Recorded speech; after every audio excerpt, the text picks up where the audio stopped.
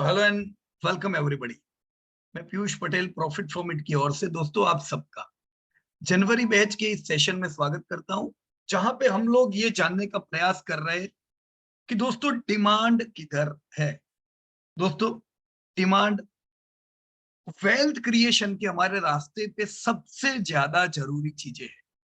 दोस्तों जब मेरा शुरुआत का जो दौर था निवेश का, मुझे नहीं पता चलता था कि इतनी क्वालिटी कंपनी होने के बावजूद क्यों ये कंपनियां बरसों तक चलती नहीं, क्योंकि मेरा ध्यान डिमांड पे नहीं था। मुझे पता नहीं चलता था कि वो अच्छा ये कंपनियों के तो धंधे ही नहीं बढ़ रहे, होगी डेप फ्री पर सेल्स बढ़ेंगे नहीं, प्रॉफिट उतने ही रहेंगे। अगर प्रॉफिट उतने ही रहेंगे तो मेरे वैल्यूएशन उतने ही रहेंगे। दोस्तों over the period of time अगर मेरी इनकम बढ़ेगी नहीं तो शेयर भी चलेंगे नहीं, राइट। तो डिमांड आपको एक्सेलरेट कर सकती है आपके वेल्थ के रास्ते। अब डिमांड जब आप देखते हो दोस्तों, डिमांड देखने का एक तरीका हमने पहले भी देखा था। कौन सा वाला था? डिमांड कौन बताता है आपको? या बताता है ना ये जीडीपी, राइट। तो जीडीपी क्यों ट्रैक करते हैं हम लोग? क्योंकि जीडीपी क्या है आखिर में? Demand, right. इंडिया में क्या बिक रहा है, क्या कंज्यूम हो रहा है। तो जब हम जीडीपी देखते हैं तो हमें पता चलता है कि डिमांड अच्छी है। अगर जीडीपी अफेक्ट होता है, नीचे आता है, तो हमें पता चलता है कंपनियों के धंधे नीचे आ रहे होंगे। दोस्तों जब कंपनियों के सेल्स टूटते हैं तो उसकी इफेक्ट उनके प्रॉफिट पे ज्यादा पड़ती है। अगर सेल्स 2% से डाउन होता है, समझ लो दोस्तों प्रॉफिट 15% से डाउन होने वाला है, राइट। तो प्रॉफिट जो है ये बड़े अफेक्टेड होते हैं, सेल्स से ज्यादा अफेक्ट होते हैं। जो प्राइस होते हैं वो प्रॉफिट के साथ अफेक्टेड होते हैं। अब प्रॉफिट 15% से मान लो गिरता है, ये मैंने नेगेटिव लिखा है ना। प्रॉफिट 15% से गिरता है, सेल 2% से गिरता है, तो भाव उसका 50% से गिर जाता है। तो ये भाव गिरने की या बढ़ने की सबसे पहली जड़ क्या है? Sales, right. सेल्स इसीलिए हमें ट्रैक करते रहने चाहिए। दोस्तों हमने लास्ट वीक 2 वीक से जो हम एक्सरसाइज कर रहे हैं, एक हमने दोस्तों आपके सामने ऑल ओवर इंडिया के अलग अलग इंडाइसिस रखे थे। Financial services, right, consumer discretionary, technology, IT, commodity. दोस्तों ये इसे हम ब्रॉडर इंडाइसिस कहते हैं कि चलो जीडीपी हम मानते हैं। जैसे अभी जीडीपी जो करंट प्राइस पे आया 15% बढ़ के आया है, 15-16% का ग्रोथ है। तो सीधी बात है, इनमें से कुछ सेक्टर ऐसे होंगे जिनका ग्रोथ 16 या 16 से ज्यादा होगा और कुछ सेक्टर का 16 से कम भी होगा। अब मुझे बताओ दोस्तों, हम सबका ध्यान कौन से सेक्टर में रहना चाहिए? ऐसे सेक्टर में जो ग्रोथ कर रहा है कि ऐसे सेक्टर में जो डिके कर रहा है? ग्रोथ करने वाले सेक्टर में रहेंगे तो पैसा तेजी से बढ़ेगा। कभी कभार ये भी होता है कि कुछ चीजों की वजह से, कुछ टेम्पररी प्रॉब्लम की वजह से कभी आपके सेक्टर का ग्रोथ कम होता है। वो समय दोस्तों अपने को प्रश्न होना चाहिए कि क्या ये ग्रोथ अभी कम हुआ है कि ये परमानेंट अभी ये धंधा इनका नहीं आने वाला है। अगर लॉन्ग टर्म ग्रोथ पे इफेक्ट हो तभी हमें वो सेक्टर पे नेगेटिव रहना चाहिए। अगर कभी कभार कोई सेक्टर का ग्रोथ म्यूट होता, उसे हम क्या कहते हैं? कम हो गया, म्यूट है। तो फिर पहले से तैयारी रखने की, हम रोज भी वेट करेंगे, रोज बाजार खुलेगा बोलेंगे अरे यार ये शेयर कब चलेगा, ये क्या सब शेयर कब चलेगा, वो नहीं चलेगा। धंधा हो नहीं रहा है, धंधा कम हो रहा है, प्रॉफिट टूटे हुए, राइट। अब ऐसे शेयर होते हैं जिनकी डिमांड जबरदस्त है, एकदम पुश कर रहे हैं उनके धंधे, वहां पे आप सोचोगे नहीं ये नीचे आएगा तो मैं लूंगा, नीचे वो नीचे आएगा।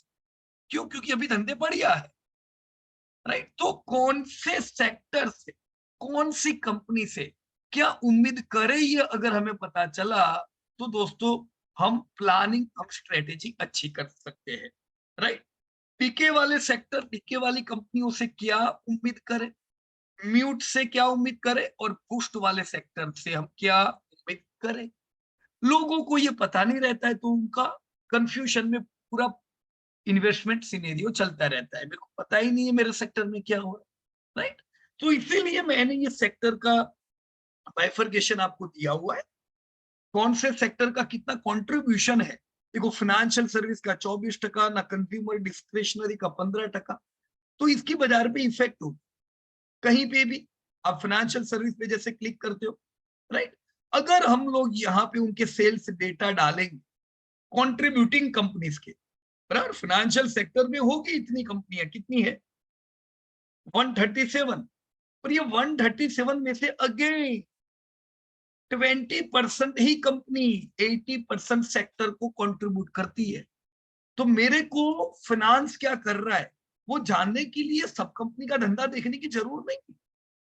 20% कंपनी का धंधा देखा नहीं कि आपको सेक्टर की आइडिया आ जाएगी कि आपके सेक्टर को कौन नीचे कर रहा है, आपका सेक्टर कैसा रहेगा। ये 20% कंपनी डिनोट करती है, राइट। तो ये 20% से हमें सेक्टोरियल आइडिया आती है कि ओके चलो फाइनेंस कैसा कर रहा है, चलो कंज्यूमर डिस्क्रिशनरी कैसा कर रहा है, बराबर है दोस्तों। तो ये डेटा हमें स्पेशली नहीं बनाना है, ऑलरेडी ये हुए ब्रॉडर इंडाइसिस, और जिस पे आप लोग अभी काम कर रहे हो दोस्तों, हियर दैट इज वो सेगमेंट हुए दोस्तों सेक्टर के, ये निश मार्केट हुआ प्रॉपर। हम बोल सकते हैं फाइनेंस कैसा कर रहा है, पर फाइनेंस में प्राइवेट बैंक भी आ गया, गवर्नमेंट बैंक भी आ गया, एनबीएफसी भी आ गई, राइट। तो मेरे को प्रॉपर जानना है नहीं प्राइवेट बैंक क्या कर रही है। तो दयानंद जी ने देखो प्राइवेट बैंक पे काम किया है, ये हमें बता सकता है प्राइवेट बैंक का ग्रोथ कैसा है। अगर मोहित जी ने लाइफ इंश्योरेंस पे काम किया है, मेरे को बता सकता है, राइट, कि लाइफ इंश्योरेंस कैसा कर रहा है। मैं सीधा फाइनेंस बोलूंगा, उससे तो सेगमेंटल रेवेन्यू जब हम देखते हैं हमें और आइडिया आता है, राइट दोस्तों। तो हमें क्या करना है, यही सब सेक्टर में सब कंपनी समाई हुई है आपके ये ब्रॉडर इंडाइसिस, राइट।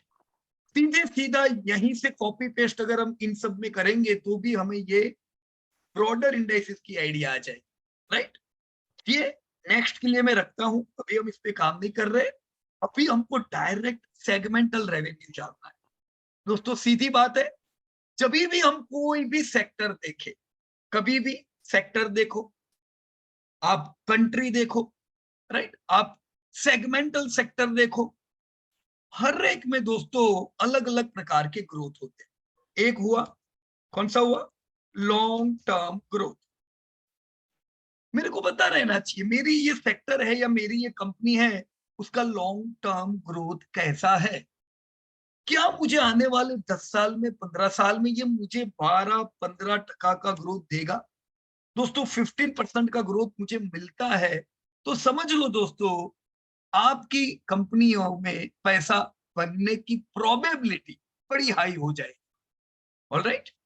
तो हमने पूछा, हमने देखा डेटा कि क्या मेरे सेक्टर मुझे 15% का ग्रोथ दे रहे लॉन्ग टर्म। एक होता है दोस्तों मिड टर्म, नियर टर्म भी इसे कहते हैं, right.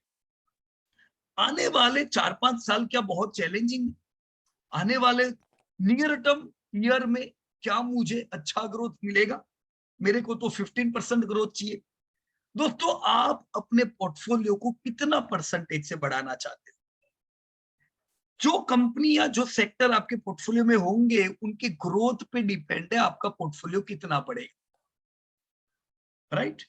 Growth, mid term growth यानी 4-5 ईयर का हो गया, नियर टर्म एकदम शॉर्ट टर्म ग्रोथ अगर मेरे को देखना है अभी क्या चल रहा है, राइट। तो अभी क्या चल रहा है देखने के लिए हम करंट ईयर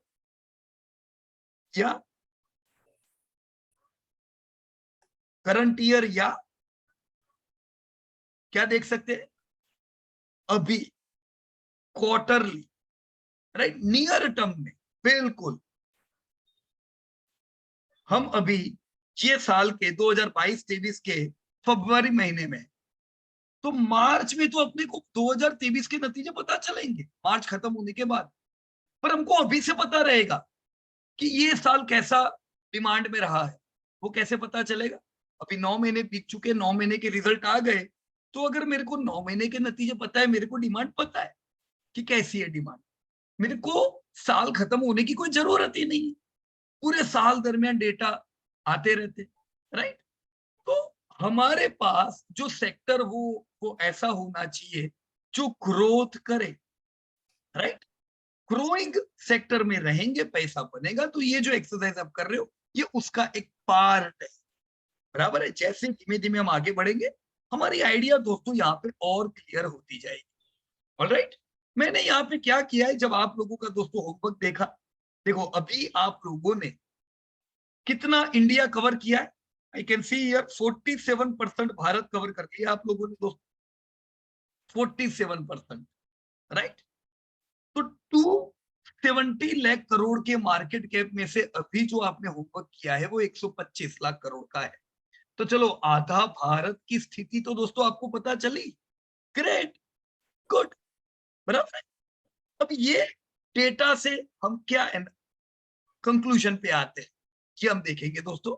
मैं प्रयास करूंगा हो सके उतने ज्यादा अलग अलग इंडस्ट्री को मैं देख सकूं, राइट। तो हम लोग आप लोगों के होमवर्क को चेक करेंगे।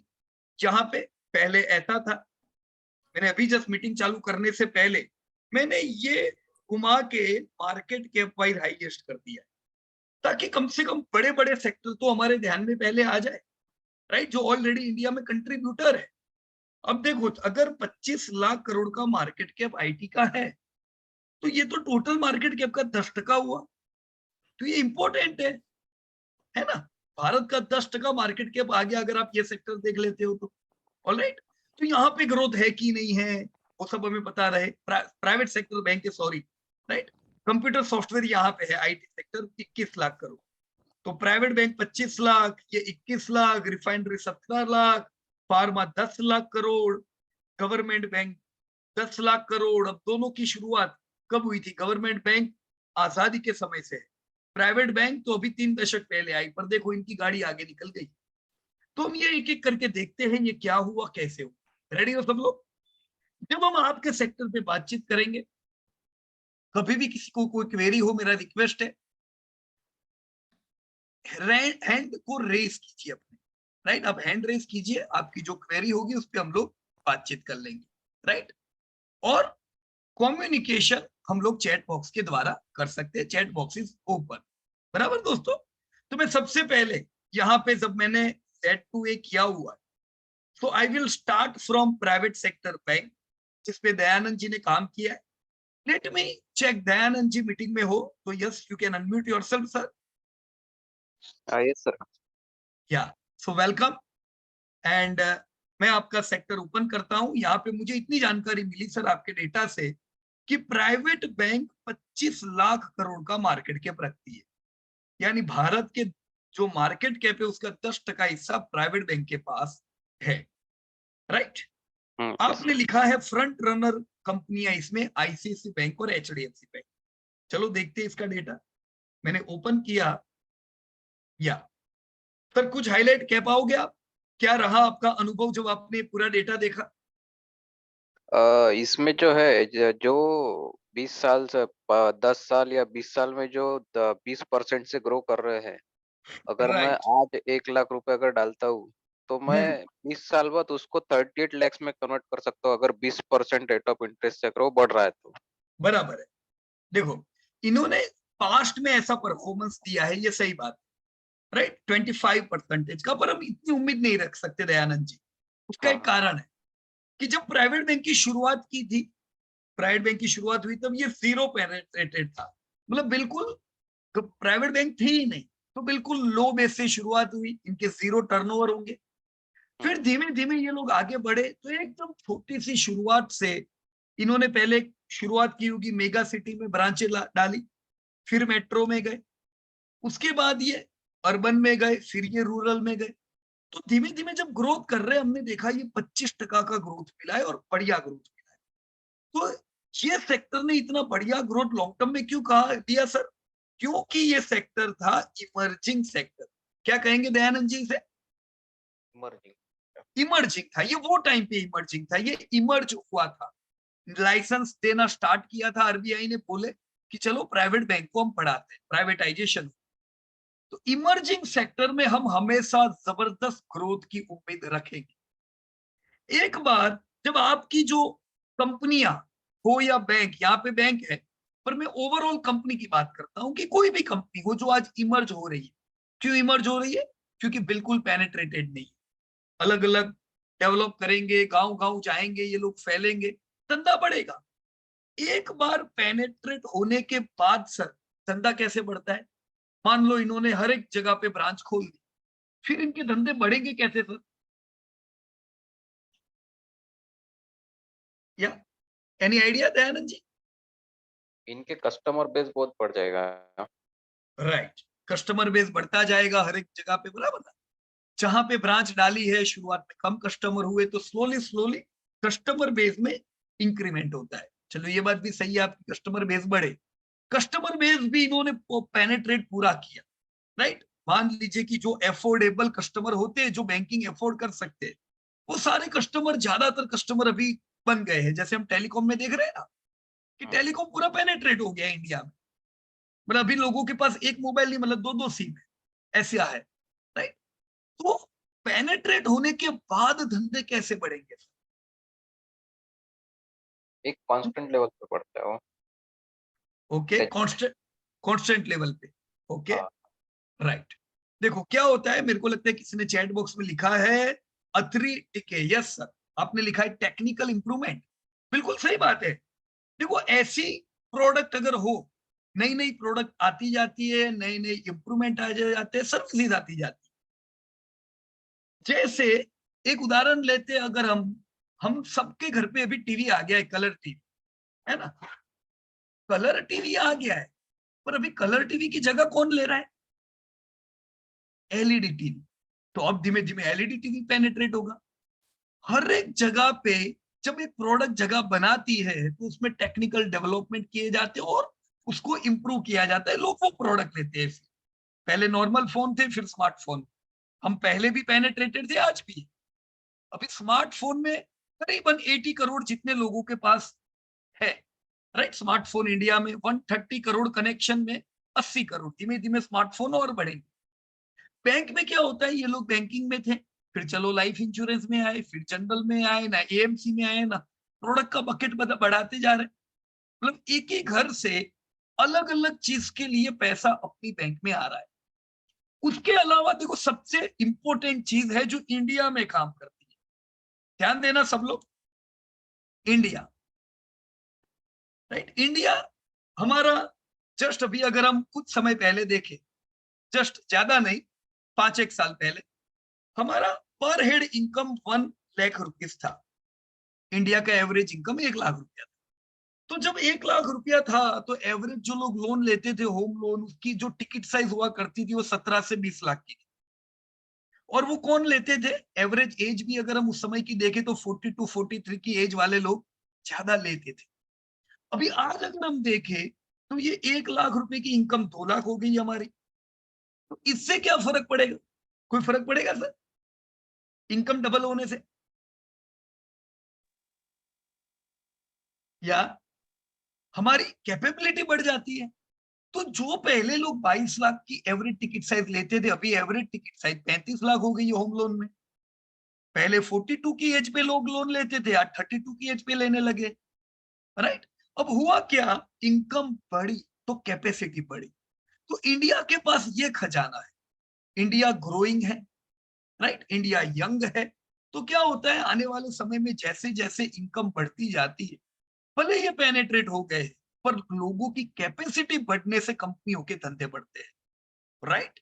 आज अगर हम दूसरे डेवलप कंट्री देखें, उनकी पॉपुलेशन हमारी जितनी नहीं है, पर फिर भी उनकी बैंक्स आज 10-10 लाख करोड़ का धंधा करती है, जबकि हमारी सबसे बड़ी बैंक प्राइवेट में एचडीएफसी, वो मुश्किल से अभी 2 लाख करोड़ पहुंच रही है, पॉपुलेशन होने के बावजूद नहीं है। क्यों? क्योंकि इनकम नहीं है। अब इनकम बढ़ेगी तो ऑटोमेटिकली इनका धंधा बढ़ना है। तो ऐसा चिंता मत करो। बहुत से लोगों को लगता है सर ये फैल गया है, अभी धंधा बढ़ेगा कि नहीं। इंडिया में धंधा इनकम बढ़ने से बढ़ने वाला है। तो हम बैंक को क्या कहेंगे इधर? ग्रोइंग। हम ये नहीं कहेंगे, इसको इमर्जिंग नहीं कह सकते प्राइवेट बैंकिंग, पर हम इसको नाम क्या दे सकते हैं? Private banking is a growing industry and yes I can expect 15% growth even in this decade, right? मैं ये दशक में उम्मीद करूंगा कि हमारी बैंक्स के धंधे 15% से बढ़ेंगे, क्योंकि ये वो दशक है जब फास्टेस्ट इनकम हमारी बढ़ रही है। राइट, क्लियर है दयानंद जी? हम यस क्या सर। यहाँ पे पहले की तरह 25% उम्मीद करेंगे सर? नहीं, नहीं 15% का। करेंगे, बराबर है, ये हमारी ज्यादा बड़ी उम्मीद हो जाएगी। हम यहाँ पे मिनिमम बुरे से बुरे में 12%, राइट, और अच्छे समय में 15% इतनी उम्मीद करेंगे। तो मतलब अगर मैं प्राइवेट बैंक में निवेश करता हूं, मेरा पैसा 12-15% से बढ़ने वाला है। Right sir? यस। ओके, हमने यहाँ पे 20% का ग्रोथ देखा, सॉरी 20 साल का ग्रोथ देखा, 10 साल का देखा, अच्छा ग्रोथ है। पिछले 5 साल में कुछ बैंक्स का ग्रोथ लो हो गया है, जैसे ये -8 कौन है सर? आईडीबीआई। ओके, ये आईडीबीआई का सर -8 क्यों है? नेगेटिव ग्रोथ नहीं हो सकता है, नहीं तो जनरली, है ना? इनका क्यों -8 ग्रोथ है सर? इनका 2022 का डाटा शायद थोड़ा गलत है। नहीं नहीं नहीं नहीं सर, गलत नहीं है। क्या है सर? ये पहले गवर्नमेंट बैंक जैसा था हाँ। आईडीबीआई, हम्म। राइट। हाई एनपीए, बड़े बहुत एनपीए आए, तो इनके पिछले साल सब एनपीए क्लीनिंग में गए। इतने एनपीए थे कि फिर एलआईसी को इसमें निवेश करना पड़ा इसको बचाने के लिए, राइट। तो अभी आईडीबीआई का मालिक कौन है? एलआईसी है। तो ये गवर्नमेंट से, इसीलिए प्राइवेट में यहाँ पे लिख रहे, पहले इसका नाम गवर्नमेंट में आता था पीएफसी, बराबर। अब आईडीबीआई का नेगेटिव ग्रोथ इसीलिए क्योंकि इनका काम धंधा बढ़ाने का नहीं था, इनके एनपी इतने बढ़ चुके थे, क्लीनिंग चल रहा था, तो इनका बचाने का फोकस था, राइट। तो हमको यहाँ पे ग्रोथ नहीं मिला। अब सीधी बात है सर, अगर धंधा नहीं बढ़ा तो इन्वेस्टर का सर यहाँ पैसा बढ़ा होगा? 5 साल में, 10 साल में क्या इन्वेस्टर ने पैसा कमाया होगा इधर? नहीं, बराबर ना। इनफैक्ट हमारा वेल्थ डिस्ट्रक्शन हुआ, बैंक ने कंटिन्यू लॉस किया है। तो जो इन्वेस्टर 10 साल से लगे हुए और उन्होंने कहानियां सुनी है शेयर बाजार की कि लॉन्ग टर्म में पैसा बहुत मिलता है, उनको लॉन्ग टर्म में कोई पैसा नहीं मिला, उनको ना कोई डिविडेंड मिला, ना उनका शेयर बढ़ा। क्यों? क्योंकि हम गलत जगह पे थे, राइट। यहाँ पे अगर हम देखें तो अच्छा पैसा किसने कमा के दिया होगा? जिसका ग्रोथ अच्छा है, बराबर। तो ये ग्रोथ देख के पता चलना चाहिए कौन कौन यहाँ पे अच्छा परफॉर्म कर रहे हैं, वहां पे पैसा बनने का प्रोबेबिलिटी रहता है। ये डेटा सेल्स डेटा बताता है, धंधा बढ़ने से प्रॉफिट बढ़ने की प्रोबेबिलिटी बढ़ती है। क्या कह रहा हूं मैं? प्रोबेबिलिटी। अगर धंधा बढ़ने के बाद भी प्रॉफिट ना बढ़ा सके तो मुश्किल बात होगी वो बैंक की, बराबर है। तो हमें धंधे के साथ क्वालिटी भी देखनी चाहिए, पर क्वालिटी हम नेक्स्ट एपिसोड में देखेंगे, ताकि हमें पता चले कि ऐसा धोखा नहीं होना चाहिए हमारे साथ कि मेरी कंपनी के धंधे तो बढ़े पर प्रॉफिट तो बढ़े ही नहीं, बराबर। तो पहले हम धंधे देखते हैं, फिर हम नेक्स्ट वीक से क्वालिटी एनालिसिस करने वाले। यहाँ पे लीडिंग बैंक कौन है सर? सबसे राजा बैंक पूरे प्राइवेट बैंक में, जब आपने पूरा एनालिसिस किया। Yes Dayanand ji? HDFC. HDFC bank is the leading bank, बराबर। उनका मार्केट कैप करीबन 9.25 लाख करोड़ का है। ये आईसीसी बैंक का सर गलत दिख रहा है, यहाँ पे आपको आईसीसी बैंक का प्रॉपर मार्केट कैप लिख लेना पड़ेगा, राइट। मैं जस्ट लिख ही देता हूँ यहाँ पे 600872। Okay, so this is ICC bank. अगर कोई आपको पूछे कि सर मुझे इंडिया की सबसे बड़ी प्राइवेट बैंक बताओ एज पर मार्केट कैप, तो भी आपके पास आंसर है सर। कौन है लीडर? एचडीएफसी। दूसरे नंबर पे कौन है सर इंडिया में? आईसीआईसीआई। ICICI bank, right. फिर कोटक आती है तीसरे पे, और फिर एक्सिस ना, इंडसइंड ना, फिर लाइन लगती है सबकी। तो इतनी सारी प्राइवेट बैंक है, बराबर। अगर मैं टॉप की 3 एक बैंक देखूं तो भी 70-80% का मार्केट कैप ये 4-5 बैंक मिलके कर रहे, बाकी सब बैंक का नंबर नहीं लगता in the terms of market cap. पर हमें धंधा देखना चाहिए, बराबर। मार्केट कैप रिफ्लेक्ट करता है इन्वेस्टर सेंटीमेंट, पर रियल बिजनेस कौन कर रहा है? तो सबसे बड़ा बिजनेस करने वाली बैंक कौन सी है सर बैंक में? एचडीएफसी। कौन है लीडर?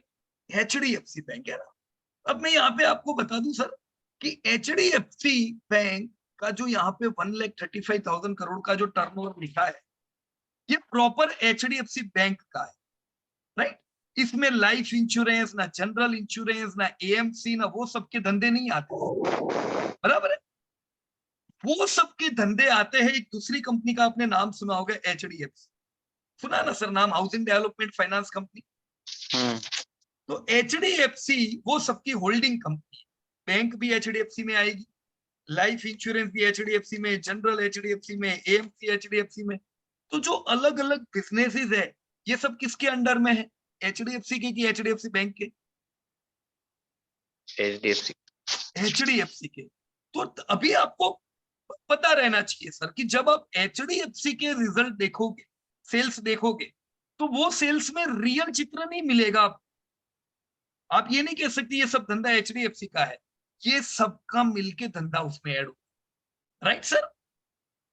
यहाँ पे एचडीएफसी बैंक का प्रॉपर बैंकिंग का बिजनेस है, पर जैसा मैंने एचडीएफसी का बताया कि उनकी सब्सिडरीज है लाइफ, जनरल, सब एचडीएफसी की।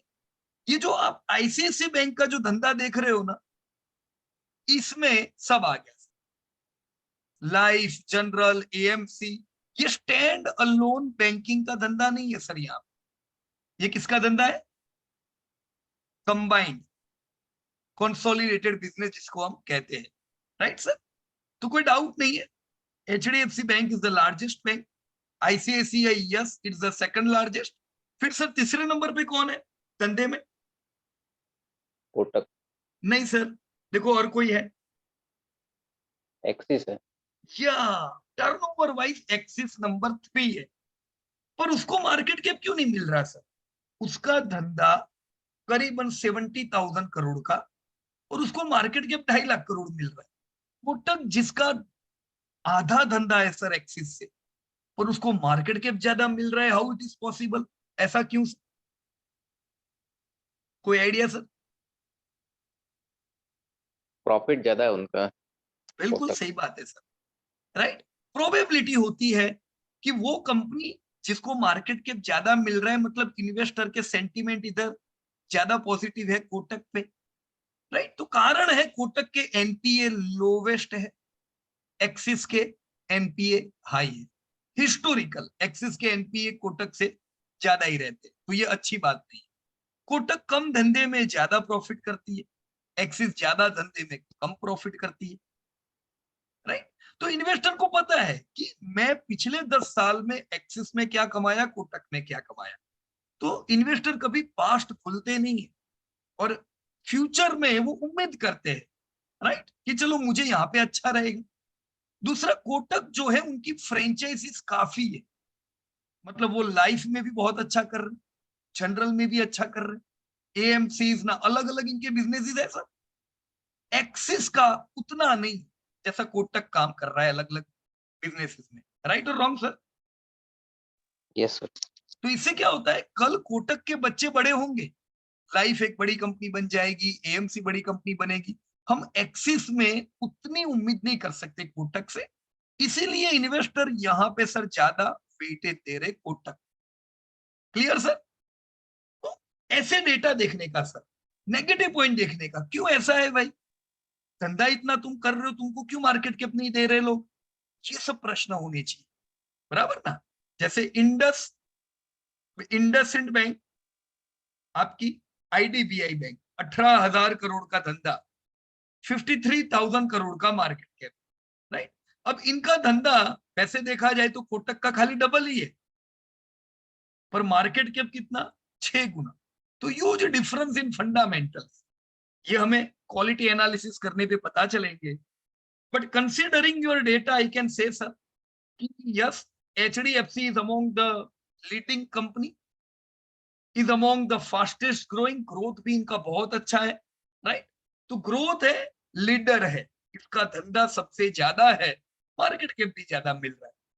बाकी बहुत सी कंपनियां हैं, जरूरी नहीं है मैं सारी कंपनियों पे ध्यान दूं। जब समय बैंकिंग का अच्छा होगा सर, ये जितनी लाइन में है सब दौड़ेगी, सब परफॉर्म करेगी।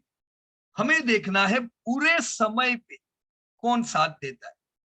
जब बैंकिंग का बुरा समय आता है तो ज्यादातर कंपनियां लॉस करने लगती है।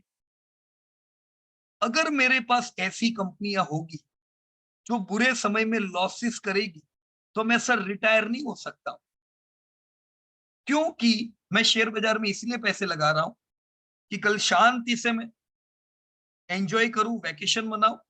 मेरे को हर साल पैसे मिलने चाहिए, मेरे बैंक में एवरी ईयर कैश फ्लो आना चाहिए, जो लॉस मेकिंग कंपनी उसे नहीं आ सकता। तो हमेशा कोई भी सेक्टर में आपको पता रहना चाहिए which are those 20% companies where I can assume that they might give me consistent profit. और ये 80% कंपनियों से दूर रहो जो सीजनल होती है, अच्छे समय पे अच्छी होती है, तो दुनिया भर में इसकी टिप चलेगी। हर कोई कहेगा ये ले लो वो ले लो और सब चलेंगे, कोई गलत नहीं है। हम ट्रेडर नहीं है, हम लॉन्ग टर्म लेके, लॉन्ग टर्म सोच के ले रहे, तो हमें बार बार कंपनियां बदलनी नहीं है, एक बार जिस पे हाथ रखा वो घोड़ा दौड़ना चाहिए। Done sir, clear private bank? Yes, sir. Great sir. So I am moving from private bank to other companies, right. यहाँ पे ध्यान रखिएगा सब लोग, मैक्सिमम कितना लिखा है, 1.5 लाख करोड़। मैं यहाँ पे ओपन करता हूं, जैसे यहाँ पे आईसीसी बैंक मेरे सामने, मैंने रिजल्ट ओपन किया, एनुअल ट्रेंड। मैं कॉन्सोलिडेट में जा रहा हूं, कॉन्सोलिडेटेड, राइट। बैंक या फिनांस कंपनीज जब देखो, टोटल इनकम देखो। कौन सा देखने का? Total income. हो सकता है आप मैन्युफैक्चरिंग कंपनियों में रेवेन्यू फ्रॉम ऑपरेशन देखो, ऑपरेशनल रेवेन्यू। पर बैंक में ऐसा मत करो, क्योंकि इनका कई इन्वेस्टमेंट होता है, आरबीआई के पास फंड होता है, ये सबसे पैसा आता रहता है। तो टोटल इनकम आईसीसी बैंक की कितनी है? 1.5 लाख करोड़, राइट। और सर आपने कितनी लिखी है आईसीसी बैंक की इनकम? 95। तो आपने सर कौन सा डेटा लिया है? आपने sir stand alone data consider किया लगता है, right. In the same way अगर मैं यहाँ पे एचडीएफसी बैंक में जाऊं, राइट, तो HDFC bank financials, result, annual trend, consolidated, right. या सर ने इंटरेस्ट, ये वाली इनकम लिखी हुई है, इंटरेस्ट से आती हुई इनकम, बराबर, कोई दिक्कत नहीं, राइट। पर हम टोटल इनकम लिखेंगे बैंक्स में तो अच्छा रहेगा। तो बैंक्स आपका ये रहा टोटल इनकम। एचडीएफसी बैंक कितना कर रहा है? 1,67,000 करोड़। मैंने बोला ना, ऑलमोस्ट 2 लाख करोड़ पहुंचने को आए हैं। ये साल ये लोग 2 लाख करोड़ पहुंच जाएंगे, बराबर। So take total income when you are looking on banks, right. तो ये थोड़ा सुधार है सर, इसको सुधार दीजिएगा आप शांति से, Yes, बराबर। sir. Yes, sir. अभी मैं यहां से आगे निकलता हूं दोस्तों। मुझे उम्मीद है कि आने वाले टाइम में इंडियन बैंक आप देखोगे जो 10-10 लाख करोड़ का धंधा करने वाले हैं। तो यस, आने वाला समय ग्रोथ बढ़िया है गवर्नमेंट प्राइवेट बैंक की, राइट। अच्छा पैसा मिल सकता है यहाँ। Now next is computer software and consulting. The work is done by GVK. Okay sir, if you are there you can unmute yourself. क्या आप अपने आप को अनम्यूट कर सकते हो? मैं आपका सेक्टर ओपन करता हूं। 65 कंपनीज है यहाँ पे, राइट। या 65 कंपनीज, मतलब बहुत कंपनियां हैं। ये मैंने सेक्टर सर का ओपन किया। अभी देखो सर ने क्या किया है ना, कि सारी कंपनी नहीं ली, बाकी कंपनी इतनी नहीं है, इन्होंने ही बाहर लिखा है 65 कंपनीज, पर सर ने क्या किया लगता है, मेरे को लगता है 80% कवरेज की कंपनियां ले ली, या राइट 95%। अब देखो कितनी बढ़िया चीज यहाँ से सीखने को मिली कि 65 कंपनीज मिलके 100 करती है। तो यहाँ पे खाली अगर मैं टॉप की 10 कंपनियां देखूं, तो वो 95% टर्नओवर या मार्केट कैप के लिए रिस्पॉन्सिबल है। और सोचो मेरे 10 साल बिगड़े थे शेयर बाजार में, ये 55 कंपनियों के पीछे। मेरे को तो ये 55 कंपनियां ही पसंद आती थी, मैं इनके पीछे दौड़ता रहता था, ये कब चलेगी कब चलेगी। और इनके ऊपर ये जो टॉप की जो कंपनियां होती है, जो रिस्पॉन्सिबल होती है कोई भी सेक्टर के लिए, वहां तो मैं देखता ही नहीं था। मैं बोलता था ये तो बहुत चल गई है, राइट।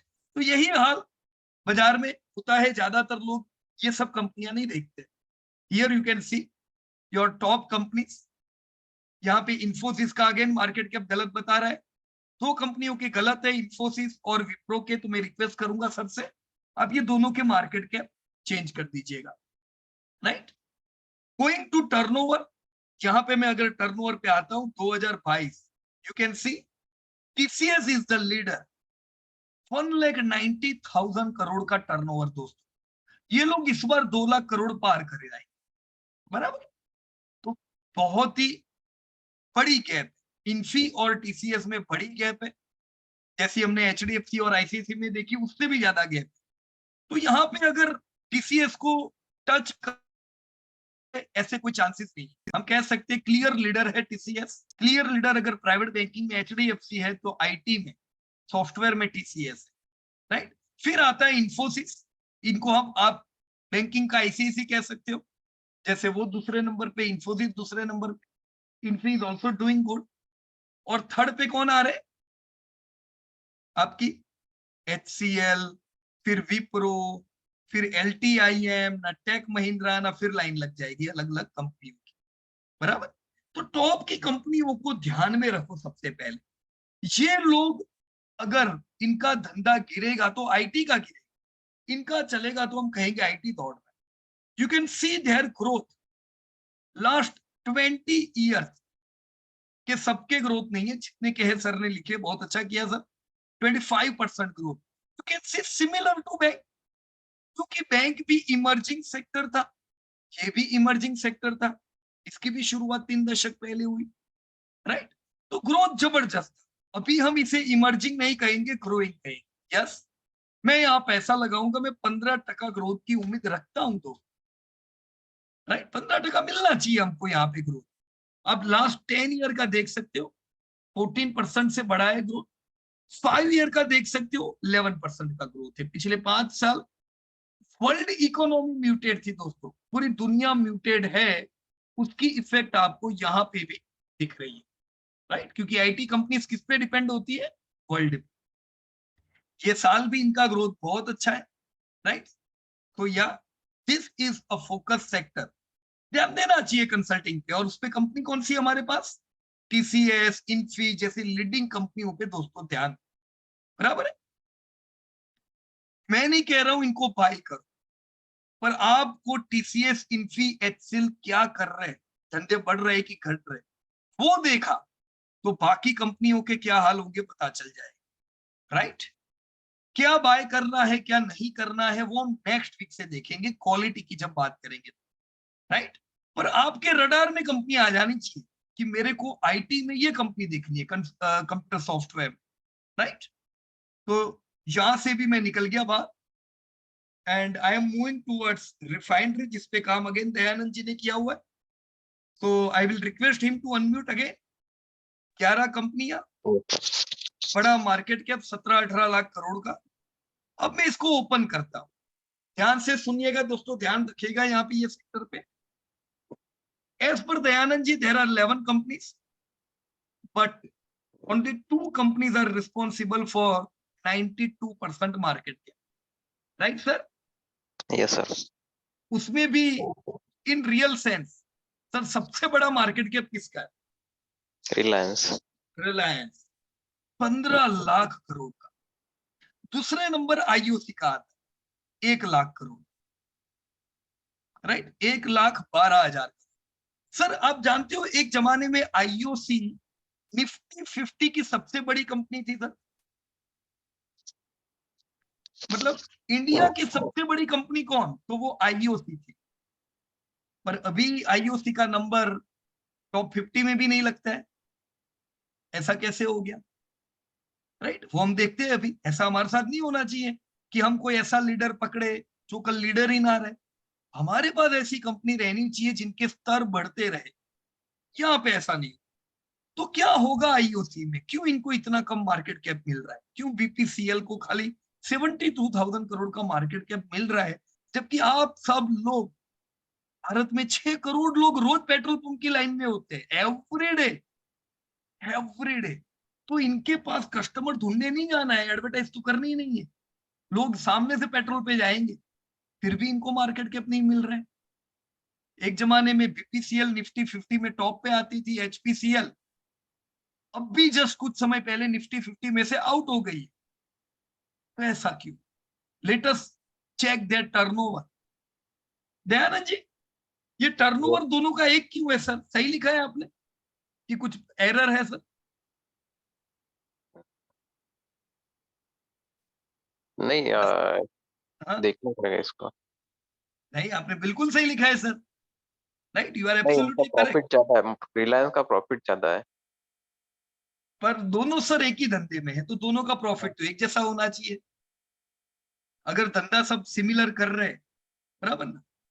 रिलायंस खुद ही उसका ऑयल ये करता है ना, निकालता है रिफाइनरीज के थ्रू। IOC right. वगैरह शायद इनकी रिफाइनरीज नहीं है, तो वो इंपोर्ट करते हैं उधर से, यूएस रशिया से वगैरह। ओके। तो इस वजह से उनका प्रॉफिट मार्जिन बहुत कम है, आईओसी, बीपीसीएल, और गवर्नमेंट का स्टेक भी उसमें है। बराबर है सर, बराबर है। देखिए, जो भी ऐसी प्रोडक्ट हो, मैं यहाँ पे प्रोडक्ट लिखता हूँ, ऐसी प्रोडक्ट हो, कंपनी की ऐसी प्रोडक्ट जो प्रोडक्ट पे सरकार की लगाम होती है, गवर्नमेंट के रेगुलेशंस होते हैं, उनके दाम बढ़ाने या घटाने पे, ऐसी कंपनियों में बहुत रहने में मजा नहीं।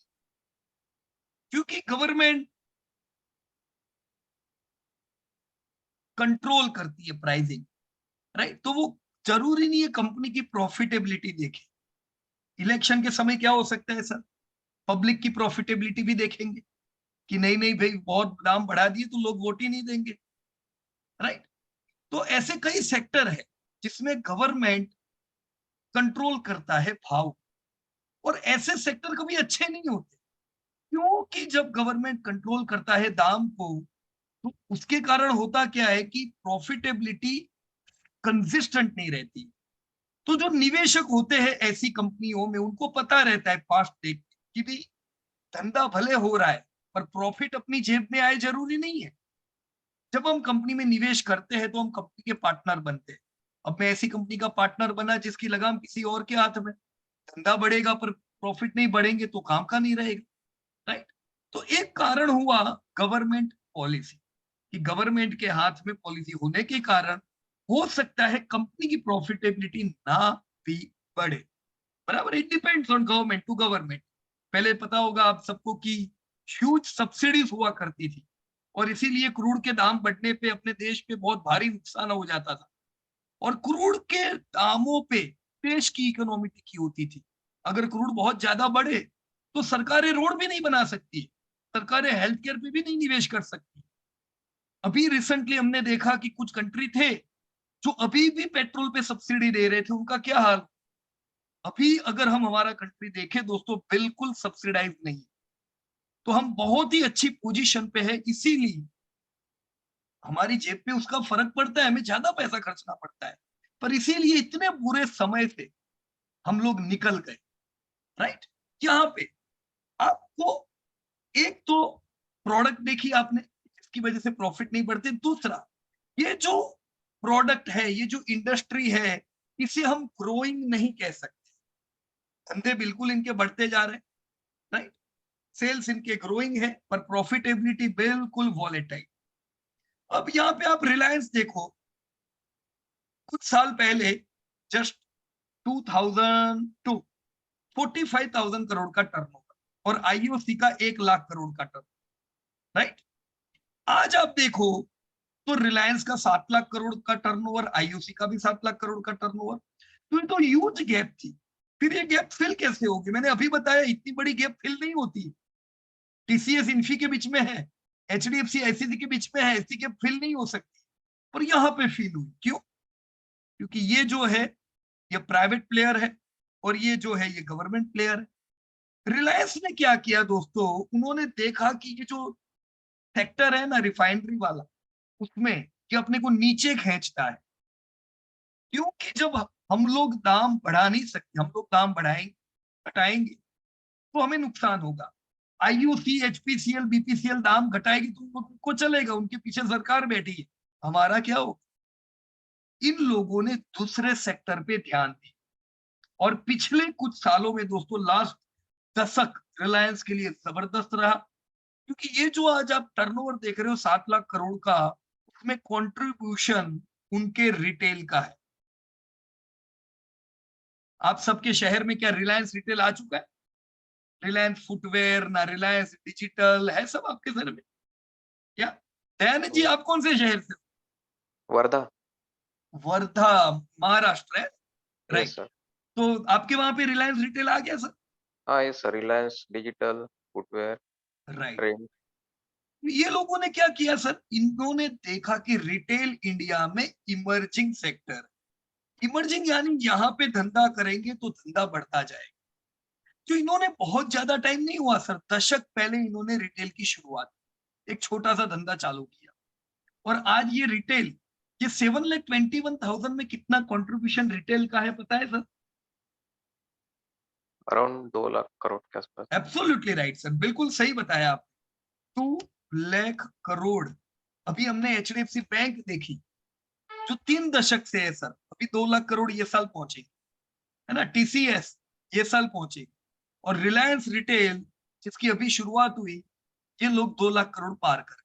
तो इसको कैसा ग्रोथ बोलेंगे? एकदम जबरदस्त बोलेंगे कि नहीं? इमर्जिंग सेक्टर है ये, आने वाले टाइम में बहुत बढ़िया ग्रोथ आएगा।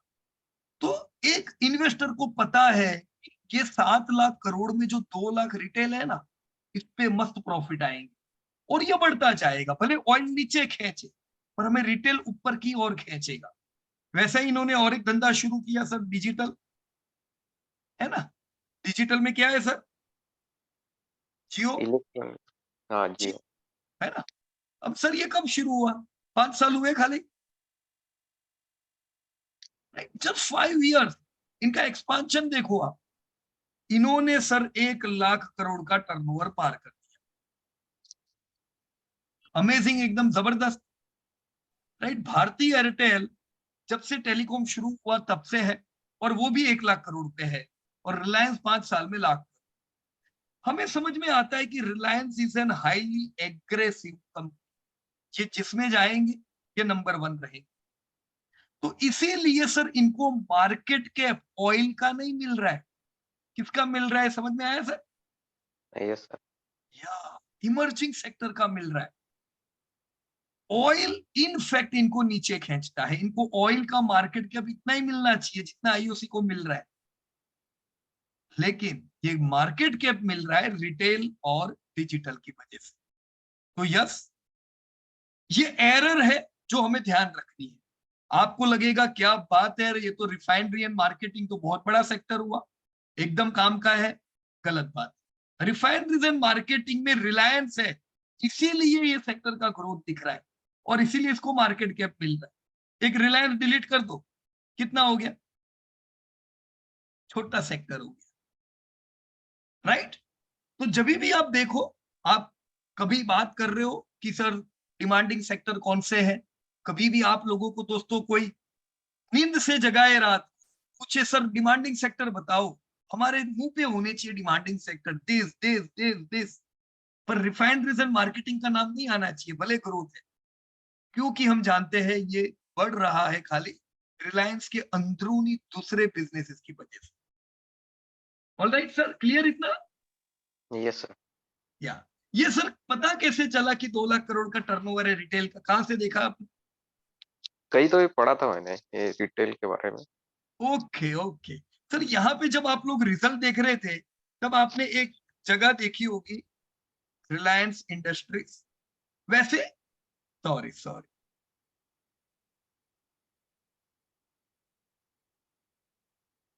ओके, वैसे हम डीप में जब एनालिसिस करेंगे तब हमको एकदम प्रॉपर वे में सारे बिजनेसेस पता चलेंगे, राइट? किसका कितना कंट्रीब्यूशन है। पर यहाँ पे मैं सेगमेंट में जाऊंगा तो हमको मिलना चाहिए। देखो यहाँ पे दे रही है लोग, ऑयल एंड गैस से कितना आ रहा है, अदर से कितना, फाइनेंस, डिजिटल सर्विस, रिटेल, ये स्टैंड अलोन, बराबर।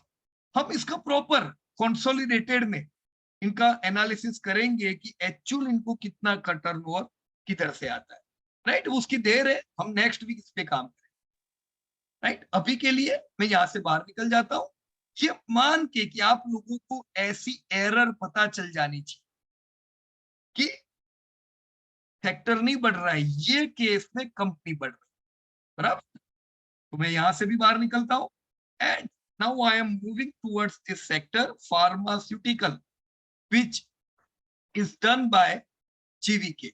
ये भी इन्होंने काम किया है जीवीके, और मेरे ख्याल से वो मीटिंग में नहीं है, no need to worry, recording देख लीजिएगा। फार्मास्यूटिकल मैं ओपन कर रहा हूं यहाँ पे, right.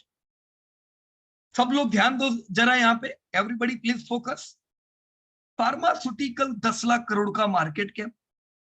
Whenever you see any sector, अपने आप को बोलो कि प्राइमरी है, सेकेंडरी है कि टर्शियरी। हमने जब बैंक देखा तो बैंकिंग को क्या बोलेंगे, प्राइमरी, सेकेंडरी और टर्शियरी? टर्शियरी, सर्विस सेक्टर हुआ। जब हमने रिलायंस देखा तो रिलायंस दोनों का मिश्रण है, वो प्राइमरी सेक्टर भी है ऑयल, वो सेकेंडरी भी, वो टर्शियरी भी है। क्यों? रिटेल, जियो, राइट। तो जो प्राइमरी सेक्टर होते हैं वो कम ग्रोथ करते हैं, सेकेंडरी उससे ज्यादा करते हैं, टर्शियरी एकदम बूम होते हैं, बढ़िया ग्रोथ करते हैं। हम फार्मा को किस में रखेंगे, प्राइमरी, सेकेंडरी और टर्शियरी? सेकेंडरी, मैन्युफैक्चरिंग कंपनियां हुई है, राइट। तो फार्मा में अगर हम सारी कंपनियां देखें, देखो कितनी कंपनियां हैं, अगेन यहाँ पे भी करने क्या किया है, लिमिटेड कंपनियों पे काम किया है उन्होंने। खाली 15 कंपनी के डेटा देखे और असल में फार्मा में कितनी कंपनियां थी, 163, राइट। क्योंकि पुराना सेक्टर है। अब नए नए सेक्टर में देखो कि कंपनियां कम होगी, धीमे धीमे जैसे सेक्टर पुराना होता जाएगा कंपनियां बढ़ेगी। तो if you watch total pharma sector, यहां पे सबसे बड़ी कंपनी का नाम क्या है, या which is the largest company in pharma? Sun Pharma, है ना, 2.5 लाख करोड़ का मार्केट कैप। तो सबसे अव्वल मार्केट कैप पे सन फार्मा है, और दूसरे नंबर पे आता है Divi's lab and Cipla, right. तो डिविज लैब, सिप्ला, एक यहाँ पे डॉक्टर रेड्डी भी है, पर इन्होंने उसको लिया नहीं है क्योंकि हमने लास्ट टाइम बात की थी, उसका गलत मार्केट कैप बता रहा है, तो इन्होंने टॉप में इसको कंसिडर नहीं किया, राइट, नो प्रॉब्लम। टॉप की कंपनी सन फार्मा, और उसकी किसी से कोई टक्कर नहीं है। दूसरे नंबर पे, तीसरे नंबर पे सब अलग अलग कंपनियां यहाँ पे आ रही। धंधा वाइज देखे तो हियर इज द टर्नओवर, सबसे तगड़ा टर्नओवर करने वाली कंपनी कौन? मैं यहाँ पे सॉर्ट कर रहा हूं, which is the largest company, Sun Pharma, right. तो सबसे बड़ा टर्नओवर करने में ये कंपनियों का नंबर आता है। लेट मी, मैं इनको, सॉरी, ये कंपनियां हैं जो सबसे बड़ी है, बाकी की कंपनियां छोटी है, मिड साइज है, और ये सब एकदम छोटी छोटी कंपनियां हैं, और इन्होंने बाकी छोटी तो ली नहीं। तो सन फार्मा और औरों में टर्नओवर में थोड़ा बहुत डिफरेंस है, राइट। मार्केट कैप में लेकिन बड़ा डिफरेंस, कहां ये 25,000 करोड़, कहां ये 2.5 लाख, राइट। ऐसा क्यों होगा? अब सिप्ला देखो, 21,000 करोड़ का टर्नओवर, 82,000 करोड़ का मार्केट कैप। तो औरो और सिप्ला यहाँ पे भी मैच नहीं कर रहे, औरो का मार्केट कैप काफी कम है। समझ जाओ इन्वेस्टर के सेंटीमेंट इतने पॉजिटिव नहीं होंगे जिनको मार्केट कैप नहीं मिल रहा है। अभी आप लोगों ने क्वालिटी देखी नहीं है, पर जब देखोगे पता चलेगा कि क्वालिटी वाइज प्रॉफिटेबिलिटी बहुत बड़ा रोल प्ले करती है, प्रॉफिटेबिलिटी एंड कंसिस्टेंसी, राइट। मैं वापस से मार्केट कैप वाइज कर देता हूं। देखो ये बड़ा टर्नओवर पर मार्केट कैप में कितना नीचे आ रही, राइट। तो यहाँ पे मार्केट कैप वाइज हम देखें तो सिप्ला चलो मानते हैं, धंधा भी उनका बड़ा है, वो मार्केट कैप मिल रहा है, पर ये डीवीएस का कोई धंधा ही नहीं है, 9,000 करोड़, तो ये टॉप 5 में भी नहीं आती, फिर भी इसको क्यों सबसे ज्यादा मार्केट कैप मिलता होगा? सिमिलर टू सिप्ला, जिसका धंधा उससे 3 गुना ज्यादा है। वाई? कोई कारण? Who will tell? क्यों इनको ज्यादा मार्केट कैप मिल रहा है? अगेन इन्वेस्टर सेंटीमेंट, बराबर है, कुछ है यहाँ पे कि जिससे उसको मार्केट कैप मिल रहा है। ये हम नेक्स्ट एनालिसिस में देखेंगे। ग्रोथ देखो दोस्तों, आप, मैं यहाँ पे ग्रोथ पे आता हूं।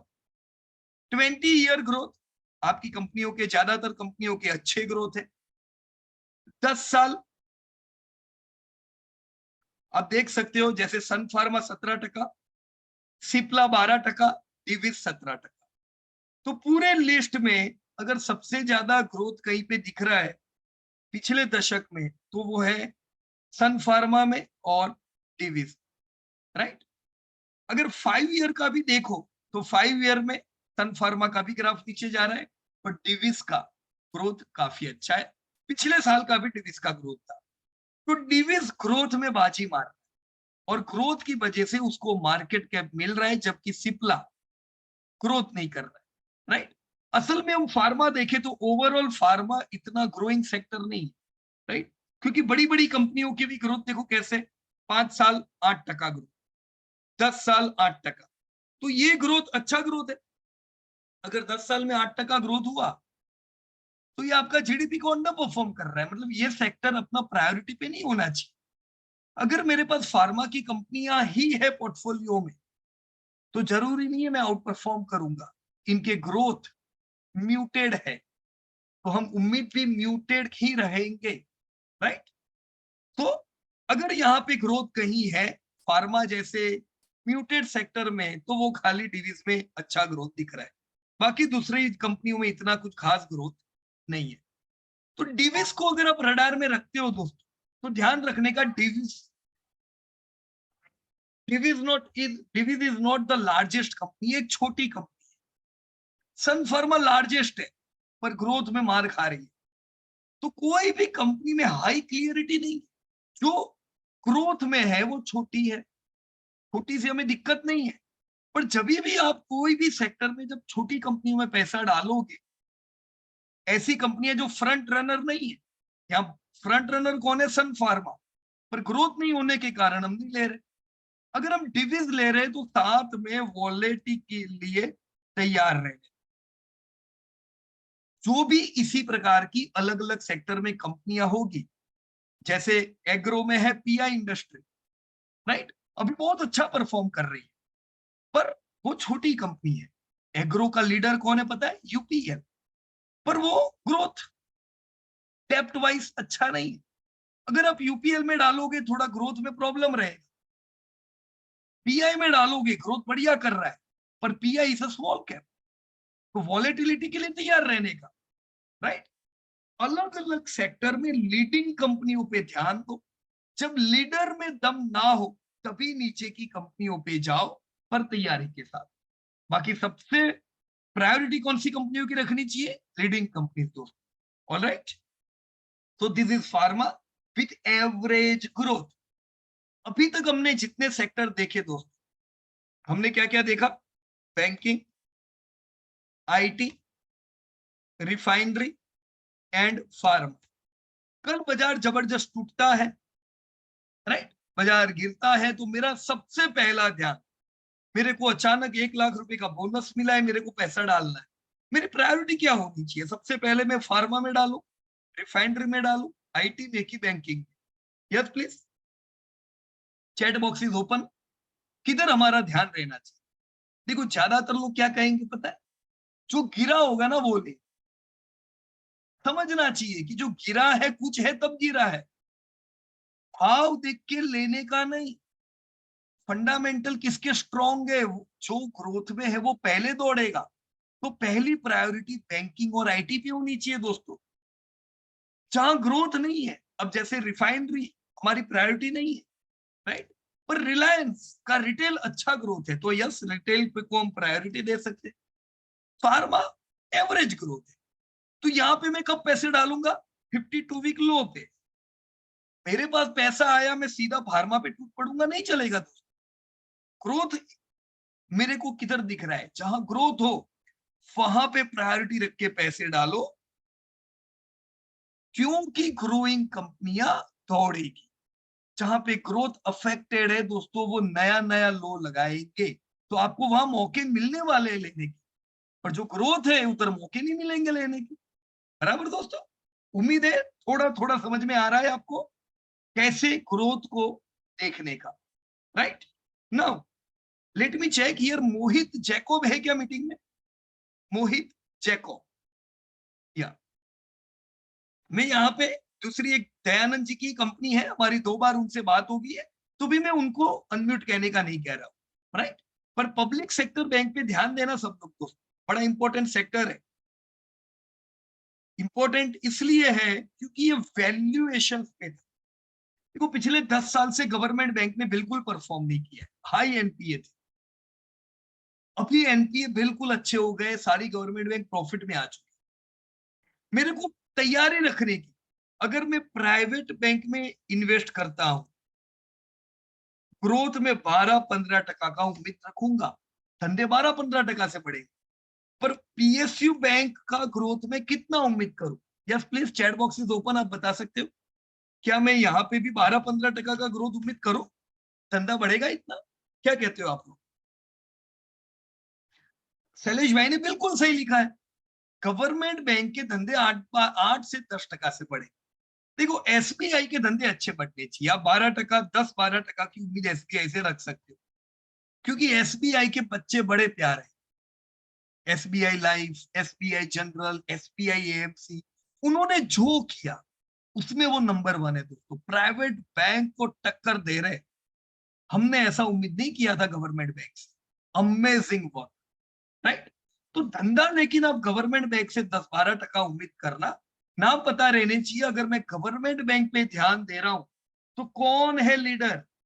एक ही है लीडर, बाकी कोई टक्कर में ही नहीं है, एसबीआई। दोस्तों आप दशक पहले के हमारे वीडियो देखो, तब भी हम बात करते थे बाय एसबीआई। आज जब एसबीआई ने इतना बढ़िया परफॉर्मेंस दिया है, बाकी सब बैंक से, ज्यादातर बैंक बाकी गवर्नमेंट की जो है वो आईपीओ के दाम पे चल रही है, अभी भी 1980 के दाम है उनके, एसबीआई के नहीं है, क्योंकि ये ब्रॉडली एक्सपांड हो रही है, life general everything is going good. अब धंधा देखो, ह्यूज बिजनेस, क्या टर्नओवर किया इन लोग, 3 लाख करोड़, मतलब इंडिया में यही एक बैंक है जो सबसे ज्यादा टर्नओवर करती है। राइट, प्राइवेट भी इनके जितना नहीं है। ग्रोथ देखो, 20 साल, 10 साल, 5 साल अच्छे ग्रोथ मिलेंगे दोस्तों आप। राइट, पिछले साल जब ज्यादातर बैंक्स नेगेटिव ग्रोथ में थी तब भी ये लोग परफॉर्म कर रहे हैं। राइट, सो फ्रंट रनर कौन हुआ गवर्नमेंट बैंक में? एसबीआई। कौन ज्यादा ग्रोथ करेगा, गवर्नमेंट की private? You should no this answer. अगर ग्रोथ ज्यादा गवर्नमेंट बैंक से प्राइवेट बैंक करेगी तो मैं ज्यादा बड़ा पैसा किधर डालू, प्राइवेट में कि गवर्नमेंट में? ऑब्वियसली प्राइवेट में। पैसा दोनों जगह बटने वाला है, इसलिए नहीं गवर्नमेंट अच्छी है या प्राइवेट अच्छी है, ओवरऑल बैंकिंग इंडिया में दौड़ने वाला है, ये दशक बैंकिंग का है, बहुत बढ़िया ग्रोथ मिलेगा। तो हमको सब परफॉर्म करने के देंगे, ये कहीं से नीचे की कोई बैंक उठाओगे वो भी चलेगी, पर हमको लॉटरी सिस्टम पे नहीं रहना है, हमको श्योरिटी चाहिए। So go with the best company which are able to do business. Right, कोई और बैंक यहाँ पे नहीं है जिन्होंने ऐसी फ्रेंचाइजीज डेवलप की जो एसबीआई ने की। बराबर दोस्तों, तो I am getting out from here, और अब मैं आ रहा हूं मोहित जैकब के लाइफ इंश्योरेंस से। मेरे ख्याल से Mohit Jacob is not in the meeting, या लेट अस चेक, क्योंकि ये बड़ा इंपॉर्टेंट सेक्टर है दोस्तों, लाइफ इंश्योरेंस, और ये मुश्किल है। देखने दो मेरे को, लाइफ इंश्योरेंस में क्या काम किया है मोहित भाई ने? ओके, देखो इन्होंने काम अधूरा छोड़ दिया है, पर अधूरा क्यों छोड़ा होगा वो भी मेरे को पता है, नहीं समझ में आया होगा, थोड़ा मुश्किल है। राइट, तो मैं एक कंपनी यहाँ पे ओपन करके आपको बताता हूँ, राइट, ताकि ये रिकॉर्डिंग जब भी मोहित भाई देखे या आप में से कोई भी, जब लाइफ इंश्योरेंस पे काम करो, जनरल इंश्योरेंस पे काम करो, तब आपको समझ में आए। तो let me open your HDFC life. Right, या मैंने एचडीएफसी लाइफ ओपन कर दिया है। अब जब हम कहते हैं टर्नओवर, राइट, मैं यहाँ पे फाइनेंशियल्स में गया, रिजल्ट में गया, ये पिछले साल का मैं डेटा ओपन कर,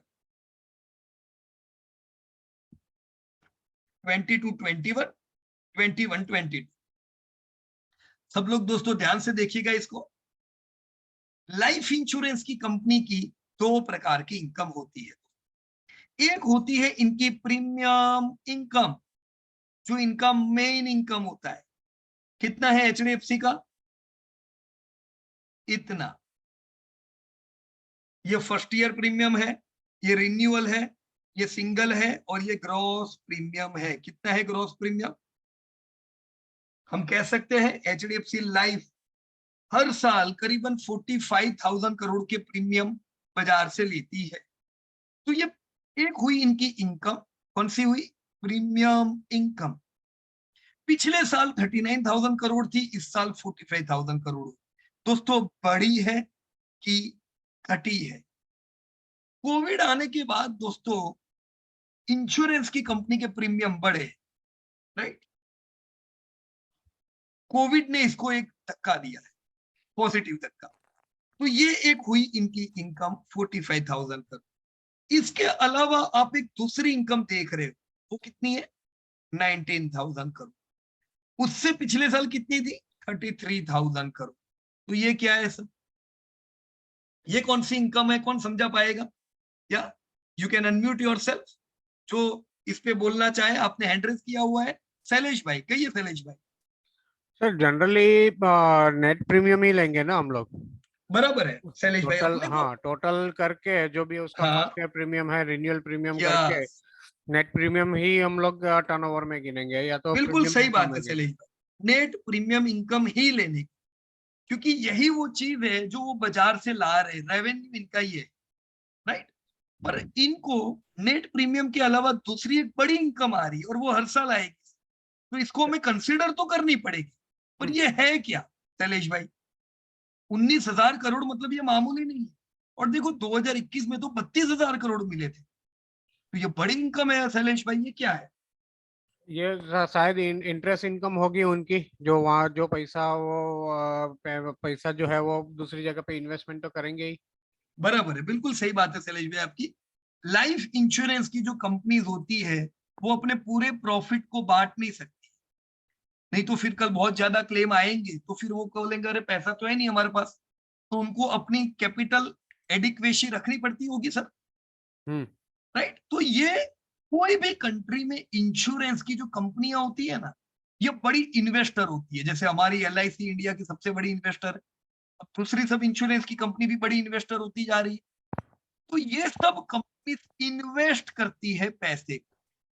इनका बड़ा इन्वेस्टमेंट रहता है, बड़ा बॉन्ड मार्केट, राइट? क्योंकि इनको कभी भी पैसे की जरूरत पड़ सकती है। शैलेश भाई, हम्म। अचानक पैसे की जरूरत पड़ी और शेयर के दाम नीचे होंगे, क्या करेंगे? काम लगेगी? नहीं, उनको तो वो कैसे भी करके देना ही है, वो हाँ, तो लॉस क्लेम बुक आए कर। देना पड़ेगा, पॉलिसी पक्की है देना पड़ेगा। हम्म। बॉन्ड मार्केट में इनका बड़ा निवेश रहता है, 80% जैसा, हम्म। राइट? तो ये श्योर उनकी एक इनकम हुई। पर वो लोग खाली शैलेश भाई बॉन्ड में डालेंगे तो लिमिटेड कमाएंगे, मतलब पैसा बढ़ेगा, राइट? तो ये रिस्क लेते हैं थोड़ा। ये 20% जितना पैसा किधर डालते हैं? इक्विटी, और इक्विटी जैसे मार्केट के या अंदर। इक्विटी में भी ये लोग डालते हैं पैसा, राइट? तो ये लोग शेयर बाजार में पैसा इसलिए डालते हैं ताकि चलो लॉन्ग टर्म में 10-15 सालों में जो कंपनियों में पैसा डाला है, वो कंपनी अभी बड़ी बनेगी, तो अपना ये जो पैसा है, मानो बॉन्ड में हमको 60% रिटर्न मिलने वाले, तो इक्विटी का ऐड हुआ हमको 9% रिटर्न मिलेंगे, राइट? तो अपने रिटर्न को अप्रिशिएट करने के लिए ये लोग इक्विटी में डाल रहे। पर भी ये इनका जो इन्वेस्टमेंट हुआ, बॉन्ड में इंटरेस्ट आएगा, और इक्विटी में से क्या आएगा शैलेश भाई? इक्विटी में से उनका जो है कैपिटल एप्रिसिएशन, डिविडेंड आएगा, और डिविडेंड राइट? और कैपिटल एप्रिसिएशन हाँ, भी होगा ना। कैपिटल एप्रिशिएशन जो है वो अनरियलाइज इनकम है, तो हम्म। वो इनकम में नहीं दिखेगी अपने को। बराबर है। वो तो जब उन्होंने बुक किया तब हाँ, आएगा। बराबर है। और जो डिविडेंड इनकम तो अपने बैंक में हर साल आने वाली है, हम्म। बराबर ना? जैसे एलआईसी को 20,000 करोड़ तो डिविडेंड आता है, बराबर। राइट? अभी बहुत लोग कह रहे हैं ना कि भाई बहुत नुकसान कर दिया अदानी में और इसमें। असल में कितना कमाए हैं वो वहां से, क्योंकि उन्होंने कब से इन्वेस्ट किया हुआ है। तो एलआईसी को हमें नीचा नहीं आंकना चाहिए। बड़े निवेशक है, बढ़िया निवेशक है इंडिया के। एक तरफ सारी एफआईआई जो इंडिया में इन्वेस्ट कर रही है, और एक तरफ अपने इंडियन मार्केट में एलआईसी खड़ा है। बैलेंसिंग, फिर भी नहीं होगा। सब एफआईआई मिलके अपने एलआईसी जितना बड़ा निवेश नहीं कर रहे, तो हमें इनको हमेशा सलामी देनी पड़ेगी, बड़ा अच्छा काम कर रही है, राइट। अभी एलआईसी की तो इनकम है चलो, पर ये तो एचडीएफसी की तो अभी शुरुआत हुई है, 2 दशक, और देखो ये भी कितना अच्छा कमाने लगे। अभी हमने इनकम देखी ना इनकी, कहाँ गई, ये रही, ये कम है सर, 32,000 करोड़।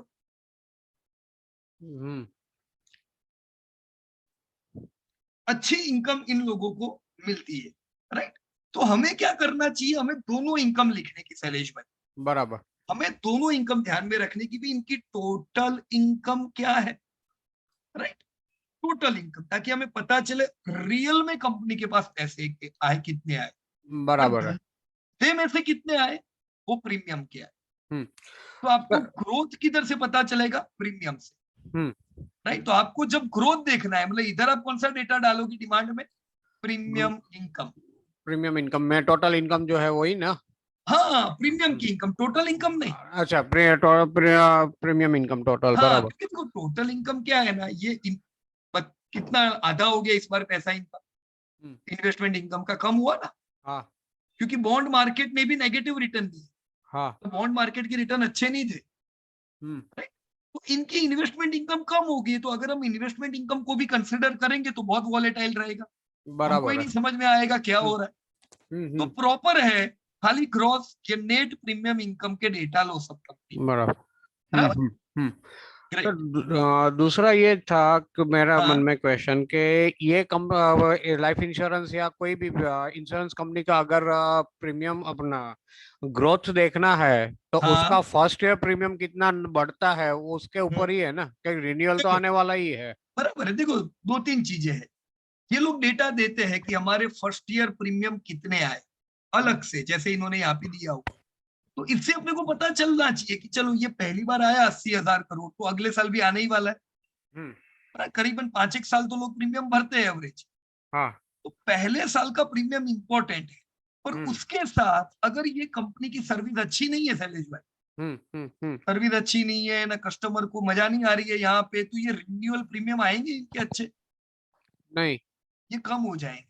तो इसीलिए इंश्योरेंस कंपनियों में एक परसिस्टेंसी रेशियो भी देखा जाता है कि ये जो एचडीएफसी लाइफ है इनकी 5 साल बाद परसिस्टेंसी कैसी, ऐसा तो नहीं है 5 साल बाद सब लोग निकल जाते हैं, हाँ बराबर है। राइट। तो जब भी कोई कंपनी को एनालिसिस करे, एलआईसी हो, एचडीएफसी हो, एसबीआई, सबका देखे कि ग्रोथ कितना है, और साथ में ये परसिस्टेंट रेशियो भी अपने को काम लगे, इससे बराबर। पता चलता है लोग भाग रहे कि लोग रह रहे कंपनी के साथ, राइट। पर उसकी बात अपन नेक्स्ट वीक करेंगे ना, क्वालिटी कंपनी में। हाँ। अभी ग्रोथ देख लो, प्रीमियम बढ़ रहा है मतलब काम का है अपना, बराबर है या। तो अभी मैं यहाँ से निकल जाता हूँ प्रीमियम इनकम से, और मैं मोहित भाई से रिक्वेस्ट करूंगा कि ये पूरे डेटा प्रॉपर वे में कर ले, ताकि आपको पता चले क्या लाइफ इंश्योरेंस बढ़ रहा है कि नहीं बढ़ रहा है। इंडिया में दोस्तों इन्वेस्टमेंट फास्टेस्ट ग्रोइंग सेक्टर है, इन्वेस्टमेंट मतलब इंश्योरेंस को उसी में गिनते हैं, तो इंश्योरेंस का ग्रोथ बढ़िया है। अभी जो बजट में अनाउंस हुआ उससे ग्रोथ में थोड़ी कमी आई, पर इसका मतलब ये नहीं है कि ये सब कंपनियां बढ़ने नहीं वाली, इंश्योरेंस बड़ा ही लो पेनिट्रेटेड है इंडिया में। तो इंडिया में प्रोटेक्शन गैप बहुत है, प्रोटेक्शन गैप समझते हो, हाँ, कि भाई मेरे को चाहिए 50 लाख का प्रोटेक्शन, मतलब मेरी जो इनकम है उसके हिसाब से मान लो 50 लाख का प्रोटेक्शन बनता है, पर मेरा होगा खाली 5 लाख का प्रोटेक्शन, तो ये गैप हुई 45 लाख।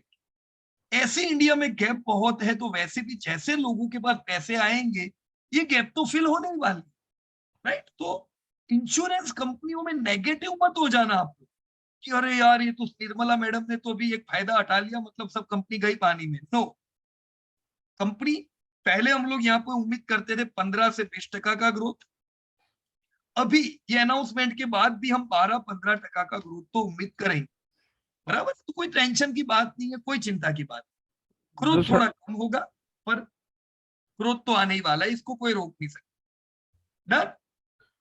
दूसरा सर, ये इंश्योरेंस में भी ऐसा था ना, अभी तक जो हम लोग इंश्योरेंस ले रहे थे वो हाँ प्रोटेक्शन के हिसाब से नहीं ले रहे थे, टैक्स सेविंग के हिसाब सही से ही बात ले है, रहे थे। बराबर ऐसा ही था कि ज्यादातर जब 31 मार्च आती है तभी ज्यादातर लोग को टैक्स बचत करने के लिए लेते हाँ, अभी थोड़ा वो सब ये कोविड वगैरह जब हुआ, हम्म उसके बाद सब अब इसके लेने अंदर लगे एज ए प्रोटेक्शन वो लोग लेना शुरू किया हुआ है। सही बात है, टर्म प्लान और सब लोग लेने हाँ। लगे हैं, बराबर ना। तो यही होना चाहिए, मतलब जिसका जो काम है, इंश्योरेंस का काम है सिक्योरिटी देना, तो मेरा सिक्योरिटी पे ध्यान हो, हम्म बराबर हम्म ना। हम्म और ये होगा धीमे धीमे, लोग हम्म करेंगे आने वाले टाइम, राइट। तो मैं भी यहाँ से बाहर निकल जाता हूँ। देखो लाइफ इंश्योरेंस को भी ध्यान में रखो दोस्तों, this is also among fastest growing sector, right. ऐसा करते करते आगे बढ़ते जाओ।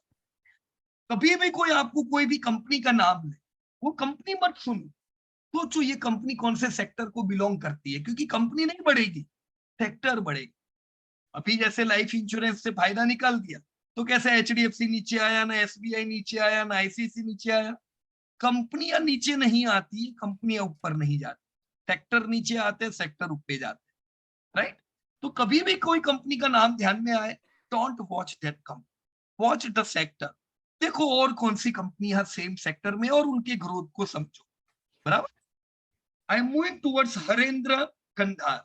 या हरेंद्र जी, if you are in the meeting you can unmute yourself and let me check your auto components and equipment।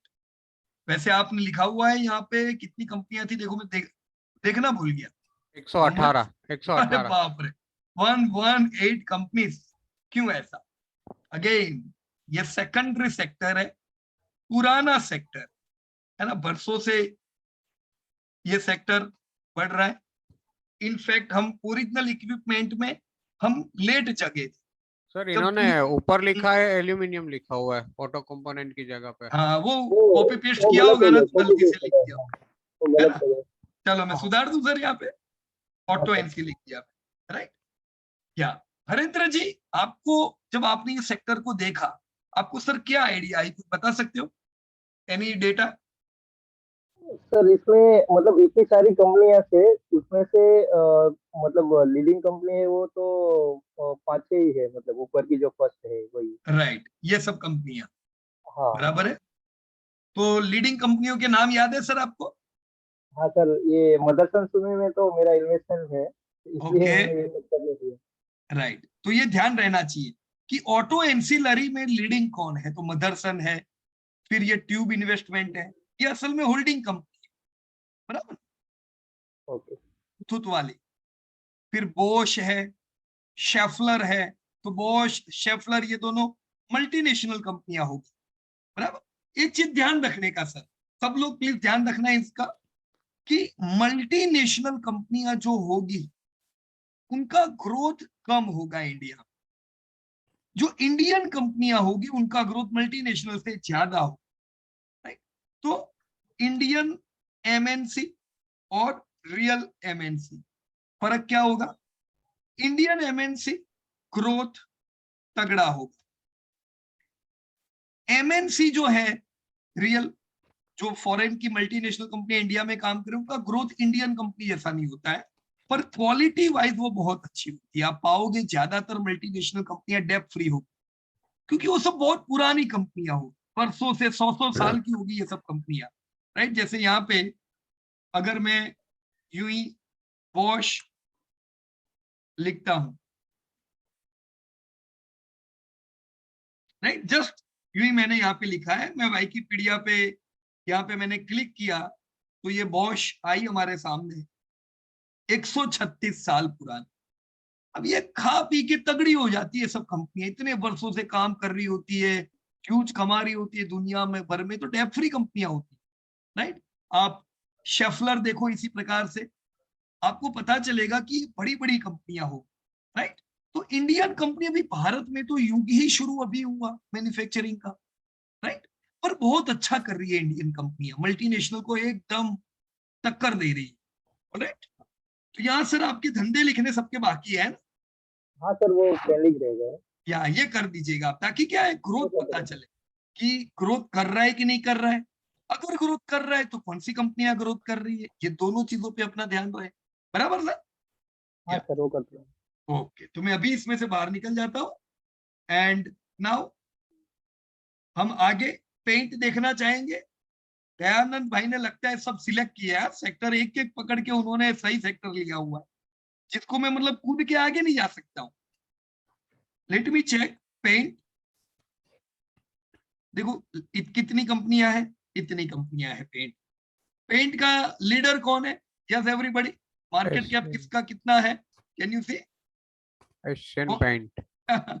Asian Paint. एक मिनट में सबको एक फॉन्ट में कर देता हूं ताकि कोई बड़ा छोटा ना दिखे। या तो अभी क्लियर है। एशियन पेंट का मार्केट कैप करीबन 3 लाख करोड़ का, और कोई टक्कर में है ही नहीं।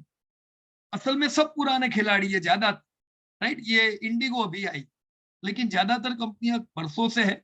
अब जैसे ये शालीमार पेंट तो एशियन पेंट से पुरानी कंपनी।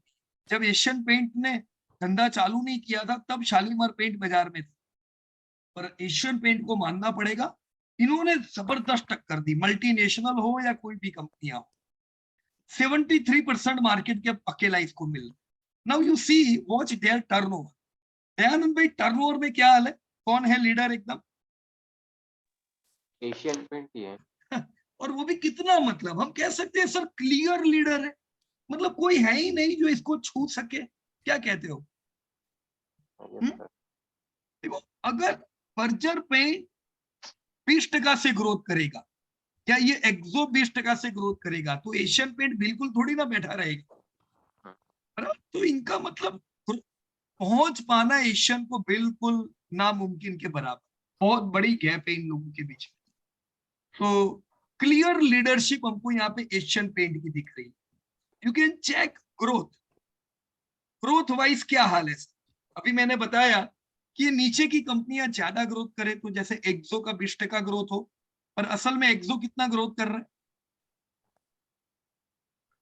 और एशियन पेंट कितना कर रहा है? 7-8%, 16%। तो ये बाजार में एक मिथ होता है कि छोटी कंपनियों का ग्रोथ बहुत अच्छा होता है, बड़ी कंपनियां नहीं ग्रोथ कर पाती है। गलत बात है। मैं भी यही सोचता था, ये मेरी सोच बदल गई 2010 में, जब हमने देखा, एनालिसिस किया, सब डेटा देखे तो पता चला ऐसा तो है ही नहीं कि एशियन पेंट से दूसरी कंपनियां ज्यादा ग्रोथ करें, ना एचडीएफसी बैंक से दूसरी कंपनियां ज्यादा ग्रोथ करें, टीसीएस से दूसरी कंपनियां ज्यादा ग्रोथ करें। ऐसा हुआ नहीं, ना पुराने डेटा में ऐसा हुआ, ना मेरे निवेश करने के ये पिछले 10 साल में ऐसा हुआ। तो ऐसा नहीं है कि छोटी कंपनियां ग्रोथ करती है अच्छे समय पे। सब, सॉरी ये निकल गया, अच्छे समय पे सब कंपनियां दौड़ती है,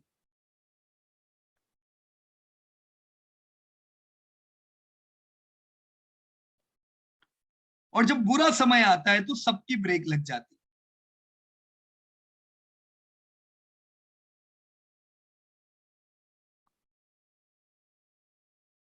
कौन सा वाला है? Demanding indices, demanding industries. Okay right, हम लोग यहाँ पे पेंट में थे। ओके,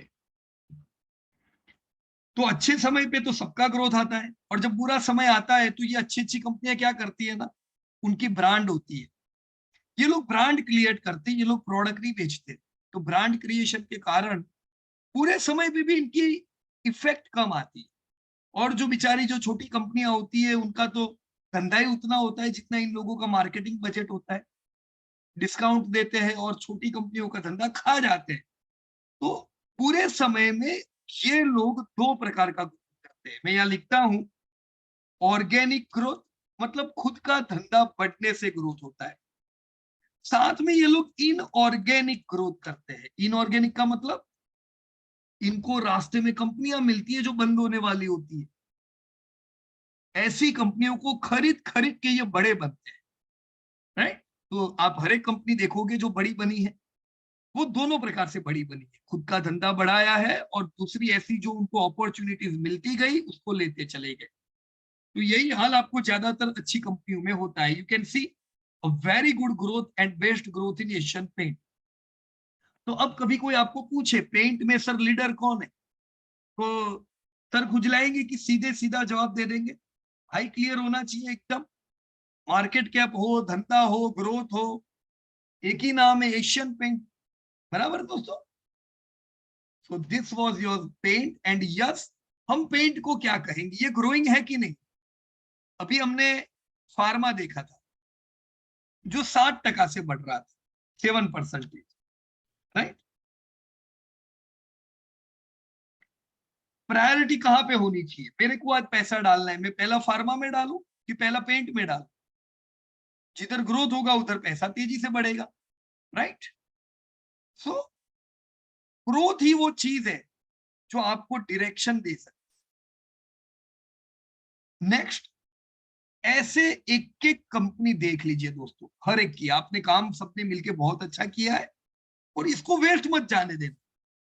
जब भी कोई भी प्रश्न होता है, जाओ सेक्टर में देखो डेटा, बराबर है। तो मैं और कंपनियां यहाँ पे आगे मैं स्क्रॉल नहीं कर रहा हूं, राइट। आप लोग अपने हिसाब से धीमे धीमे करके ये डेटा को भी पूरा करने का और अलग अलग कंपनियां देखने की।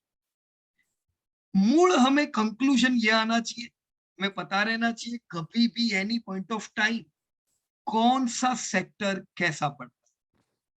ये पूरे लिस्ट में जो ग्रोइंग सेक्टर है, जिधर अपने को 15% ग्रोथ मिलने वाला है, वो प्रायोरिटी में होना चाहिए दोस्तों, उस पर ध्यान रखना है। अभी आप लोगों ने शुरुआत की है, मुझे पूरी उम्मीद है आने वाले कुछ महीनों में इसकी और क्लैरिटी आ जाएगी, आपको पता चल जाएगा कि यस सही में ग्रोथ कैसे देखा जाता है और कैसे हम धीमे धीमे नतीजों पे पहुंचते हैं कि which is a growing sector. कई सेक्टर यहाँ पे बाकी भी है, तो वो भी हमको देख लेने पड़ेंगे, राइट। पर कभी जल्दबाजी मत करो, हमारे पास काफी टाइम है, सीखते जाओ। सीखते सीखते आने वाले समय में आपको समय भी मिलेगा, वो टाइम पे ये जो पेंडिंग है ये सब सेक्टर भी देख लेने के। इंडिया पूरा आपकी स्प्रेडशीट में आ जाना चाहिए। You should know which are growing and which are not growing, क्योंकि पैसे कमाने का पहला तरीका है पैसे बढ़ाने का, ग्रोथ है उधर ध्यान। रिलायंस क्या कर रहा है? ग्रोथ पे ध्यान दे रहा है। अगर वो रिफाइनरी में होता उसका भी ग्रोथ नहीं, उसने रिटेल किया, उसने डिजिटल किया, ग्रोथ हुआ। अदानी क्या कर रहा है? ग्रोथ कर रहा है। हर वो सेक्टर जो ग्रोइंग है वहां पे वो काम कर, इसीलिए उनका ग्रोथ हो रहा है। टाटा ने क्या किया? खाली स्टील में थे, खाली ग्रोथ नहीं होता। उन्होंने टीसीएस क्यों बनाई कंपनी? क्योंकि उनको दूरदर्शी होते हैं ये लोग, ये जानते हैं कि आने वाले समय में आईटी बढ़े। वो लोग अलग अलग सेक्टर में आए, क्यों? ग्रोथ देख के। महिंद्रा एंड महिंद्रा स्टील की कंपनी थी खाली, फिर जिप में आए। क्यों? आज वो लोग टेक महिंद्रा, ना हॉलीडेज, ना आईटी, ना क्या, अलग अलग सब ग्रोइंग सेक्टर में है। दोस्तों, बिजनेसमैन हो या इन्वेस्टर, हम सबका ध्यान किस पे होना चाहिए? प्रगति पे। हम ऐसी कंपनियों, ऐसे सेक्टर में पैसा डालेंगे जहां पे प्रगति है, तो पैसा, बराबर है। तो ये एक्सरसाइज को हम कंटिन्यू करेंगे। अगले हफ्ते हम इन्हीं एक्सरसाइज में से दोस्तों, यही एक्सरसाइज में से क्वालिटी कंपनी ढूंढने का प्रयास करेंगे। अभी हमने देखा कि बहुत सी बैंक है, एचडीएफसी बड़ी है, अच्छा ग्रोथ है, पर क्वालिटी कौन सी कंपनी की अच्छी हो तो आपको पता ही नहीं है। आईटी में कौन सी कंपनी की क्वालिटी अच्छी है, पेंट में कौन सी कंपनी की क्वालिटी अच्छी है, तो हमें क्वालिटी भी तो जाननी है। क्वालिटी जाने बगैर दोस्तों, अगर आप खाली ग्रोथ देख के पैसा डालोगे तो पैसा बढ़ेगा पर जिंदगी वोलेटाइल रहेगी। देखो, अदानी ग्रोथ खतरनाक करता है, क्वालिटी नहीं है, सब डेप बर्डन वाली कंपनी है, तो वॉलेटिलिटी कैसी रहती है? हमने 2 साल पहले भी जब ऐसी वॉलेटिलिटी आई थी तब भी वीडियो बनाया था कि भाई अदानी में डाल दो, तैयार रहने का, राइट। आपको ग्रोथ चाहिए तो वॉलेटिलिटी भी तो चाहिए होगी। अब अगर आप खाली क्वालिटी कंपनी में डालोगे पर ग्रोथ नहीं है, तो आपको डिविडेंड रेगुलर आएगा पर वो डिविडेंड बढ़ेगा ही नहीं, पैसा बढ़ेगा ही नहीं, कोई काम का। जब मैं निवेश करता था मेरे जमाने में, मेरे को कहते थे ONGC is a very good quality company, पैसा डालो। एनएमडीसी करके एक कंपनी थी, हमको बोलते थे ब्लू चिप है, निफ्टी में वो जमाने में थी, पैसा डालो। ऐसी कितनी क्वालिटी कंपनियां सब घर चली गई। आज वो निफ्टी 100 में भी नहीं है वो सब कंपनियां। वो क्वालिटी थी, उसकी कोई ना नहीं, पर ग्रोथ नहीं था, पैसा नहीं बना। हमें अगर पैसा ग्रोथ करना है तो ये दोनों गुण होने चाहिए। Your company should be growing and your company should be quality, so that they can grow as per their turnover. उनके प्रॉफिट बढ़ने चाहिए। इसीलिए हमने ये दोनों ही इंपॉर्टेंट चैप्टर दोस्तों आप लोगों के लर्निंग के शुरुआत में रखे, पक्के हो जाने का इसके अंदर, राइट। अभी मैंने कुछ हैंडरेस देखे थे, ओके चलो डाउन हो गए, गुड, क्लियर हो गया लगता है। अच्छा दयानंद जी कहिए, यस प्लीज। सर एक ये म्यूचुअल फंड और ईटीएफ का जो सेक्टर है उसमें मार्केट कैप वगैरह कुछ भी नहीं आ रहा था वो डाटा में, तो उसको कैसे देख लेता हूँ, एक ही मिनट। देखो एक तो ये mutual fund schemes and ETF है, बराबर, ये देखने का ही नहीं, राइट। मैं यहाँ लिख देता हूं, या मैं आपका नाम डिलीट करके लिख लेता हूं, डू नॉट वॉच, क्योंकि ये कोई कंपनियां नहीं है सर, ये स्कीम्स है, राइट। तो इसका कभी भी मतलब ये ग्रोथ नहीं होता है इन लोगों का, राइट। ये खाली ईटीएफ स्कीम्स है, तो इनका कुछ मत देखना, आप इसको अवॉइड करो, बराबर सर। म्यूचुअल फंड की कंपनीज देखनी है तो आपको एसेट मैनेजमेंट देखना पड़ेगा, किधर गया, इधर होगा कहीं, ये रहा 12 नंबर। हाँ, एसेट मैनेजमेंट। ये देखोगे तो आपको कौन सी म्यूचुअल फंड की कंपनी अच्छी है वो पता चलेगा, राइट सर। यस या एंड शैलेश भाई कहिए, शैलेश भाई। अगले हफ्ते भी यही एक्सरसाइज करना है ना कि नया एपिसोड आएगा? अभी ये तो 2 हफ्ता किया, अभी आगे बढ़ते हैं ना शैलेश भाई। अभी बाकी भी काफी बाकी है ना सेक्टर, इसके हाँ वजह पर से। क्या करें, अभी अपन फिर इसी में फिर तो महीना हो जाएगा। अभी आगे अपनी लर्निंग करते हैं। देखो लॉजिक सबको पता चलनी चाहिए कि हमें कैसे पता चलेगा ग्रोथ का। अब हम क्या करेंगे, अब हम क्वालिटी एनालिसिस करेंगे। अभी हमने ग्रोथ एनालिसिस किया था, बराबर। तो यही जो सब सेक्टर है उनमें हम लोग मिलके अच्छी अच्छी कंपनियां अगले हफ्ते ढूंढेंगे। अभी 7 दिन वैसे मैं मानता हूं इनफ नहीं होते इतनी सारी कंपनियों के लिए। सीख लेने का एक बार, फिर शांति से काम करो अपने हिसाब से। तो ये एनुअल रिपोर्ट में देखते हैं ना, वहाँ देर ज्यादा वहां पे लगती है। हाँ सही बात, सही। तो पर जल्दबाजी मत करो, शांति से ही करो, बराबर। सीखते जाओ। अभी अपन क्वालिटी देखेंगे, क्वालिटी सीख लो एक बार, बराबर। तो कल से ही आपका नेक्स्ट एपिसोड रेडी हो जाएगा। और जब हम अगले गुरुवार बात करेंगे दोस्तों, तब आपको 2 चीजें पता होगी। नंबर 1, ग्रोथ कौन सा सेक्टर कर रहेगा, मतलब कौन से सेक्टर में मेरे को रहना है। और दूसरा क्या आंसर पता होगा, वो सेक्टर में मेरे को कौन सी कंपनी पे फोकस रखना है, ऐसी कंपनी जो मेरे को बरसों तक साथ दे, बराबर। हाँ क्या कह रहे थे? क्वालिटी भी पता चल जाएगी ना। हाँ क्वालिटी पता चल जानी चाहिए, बराबर ना। तो कल रेडी हो जाइए सब लोग, और ज्यादा से ज्यादा एक्सरसाइज करने का प्रयास करें, बराबर है। हम लोग शांति से बढ़ेंगे। कभी तकलीफ होती है, कभी ऐसा होता है कि मेरे को नहीं फाती एक्सेल सीट, नहीं फाती स्प्रेडशीट, कोई टेंशन की बात नहीं। धीमे धीमे करो, शांति से करो, बराबर है। कोई हमको सबको जल्दबाजी नहीं है, किसी से आगे जाना नहीं। हमारा माइंड प्रिपेयर हो जाना चाहिए, जो सीख रहे वो पता चलना चाहिए। ऑल राइट सर, दूसरा वेरी मच। सर दूसरा एक था। हाँ बोलो।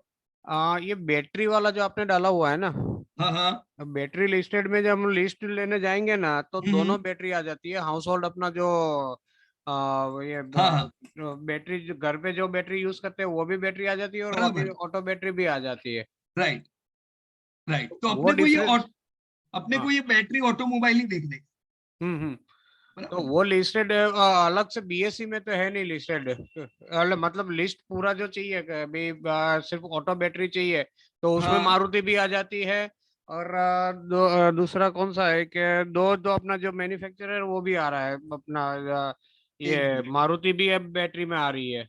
एक नहीं आ रही है, मतलब वो अपना प्लांट डाल रहे हैं, ऐसा कह रहे हो? हाँ हाँ हाँ। नहीं पर इससे वो बैटरी में नहीं आएगी ना, उनका लिस्ट में आए आप ऑटो कंपनी ऑटो बैटरी वो लिस्ट ढूंढोगे ना गूगल में तो मारुति भी आएगी, मारुति सुजुकी भी नहीं, आएगी। पर वो आएगी, पर उसका कोई रोल नहीं है अभी उनके लाख करोड़ के धंधे में। अगर 5,000 करोड़ बैटरी का है तो हम उसको बैटरी की कंपनी नहीं मानेंगे। हाँ हाँ बराबर है। हमें तो मेजर बिजनेस किसका बैटरी का है वो देखना है, तो और आपको वैसे यहाँ देखा पे जाए जो तो मिले वही लो आप। हाँ पर वो नहीं मिल रही थी मेरे को, इसके बाद में दूसरे सेक्टर में चला गया मैं। ओके ओके, राइट, कोई बात नहीं सर, आप इसके हिसाब से ही चलना, जो आपको मिल रहा है जिसपे आप काम कर पाओ, बराबर। ठीक है। हाँ हाँ, वैसे भी वहां पे कंपनी कौन सी है, एक्साइड है एक्साइड है, तो अमराजा बैटरी है और हाँ। अमराजा बैटरी एक्साइड और मेजर तो ये दो ही है हाँ ना, दूसरी तो बहुत छोटी छोटी 200 करोड़ वाली है, हाँ राइट। या ओके, तो चलो मिलते हैं अभी next week again live meeting में, पर काम अपन लोग सब मिलके कल चालू कर देंगे अगले एपिसोड का, राइट।